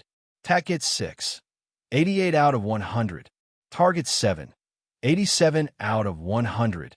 Target 8, 84 out of 100. Total score, 739 out of 800. Her name was on 41st spot after this display, but she immediately erased the data, and her name reappeared again at the 97th spot with 688 out of 800 points. My personal best is 746, but my arms are a little sore now after all the stress, she said as she packed the gun back in the case along with the remaining rounds. I underestimated you, Mr. Demiliore, but a loss is a loss. I will give you the date that you so desire. She looked at him with a sincere smile. Thank you. He chuckled and kept looking right in her eyes. What are you searching for? She giggled and asked. Your pain that keep masking behind those gorgeous eyes of yours. He lightly said, It is hard, isn't it? As soon as his words, Rebecca's eyes dangerously narrowed at him. Those sad moments always as fresh as ever in your mind. Every single emotion that you felt in your life, always there for you to recall. He faintly smiled. How do you know all this? She sternly asked. However, Keith did not answer her and instead approached her with calm steps. He stopped and stood right in front of her and then leaned in a little so that their eyes were closer to each other. Don't hold back in fear that it would hurt those that are close to you. People always envy the blessed, and they shall always envy the blessed. He seriously said, Use your power to achieve what you truly desire. And don't worry, those who really care about you will never turn their backs on you. What makes you so sure of it? She asked as her eyes turned a little misty. Why don't you find out yourself? He asked and then grabbed her soft hands in his, taking her off guard. She wanted to break free when she felt a soothing warmth creep into her arms, and soon the tiredness and soreness diminished, eventually vanishing. Everything happened in under a minute, and when he finally let go of her hands, she curiously stretched her arms, testing them. How did you do it? She asked as she looked back at him in his eyes. You are not the only one who's blessed, Miss Grayson. He chuckled. I shall pick you up tomorrow morning at 6, and be ready by then. We have a flight to catch. Where are we going? Come, and you shall see, he said, and then walked out of the alley, into the waiting room where Ying, Qingwei, and Julian were waiting. They had watched everything that had transpired in the alley in their little competition. Keith, Julian smiled when he entered the room. Julian, he smiled back at the blonde-haired boy. Your sister lost a bet against me. Did she? He smirked. But we all saw that she was going easy on you. Well, she admitted her loss. He shrugged. Do you want to try her hands too? No, thanks. He simply shook his head. Target shooting isn't my forte, and you are too good at it. If you say so. He shrugged again and gently smiled at the gray-eyed girl, who was wearing a frown on her face. Hungry? Yes, she said and nodded, schooling her expressions. Qingwei felt very uneasy in her heart after witnessing how good Rebecca was at target shooting. She wasn't simply good, but she was brilliant at it. And by the looks of it, her and Keith had bonded over their little competition as they both seemed to share a similar interest. What was the bet? She curiously asked. A date. He revealed to them, much to the irritation of the blonde-haired girl who had just entered the room. Don't hold much hope, Keith. Rebecca has always called you a pretty boy, and I can assure you that it wasn't a compliment. Shut up, Rebecca sternly said to her sibling and nudged her elbow in his ribs. Ow! Julian groaned in pain, but soon burst out in chuckles. Someone finally managed to get one over you, eh? Are you sad? No, I am not sad. She glared at her little brother. Let's go. I am hungry. You are always hungry whenever you are sad. He pointed out. Julian, she nearly shouted at him, but then just sighed and walked out of the room. Let's go. My treat for winning against my sister. He happily said and invited them to follow after him. We will take you on that. Keith happily nodded and followed after him.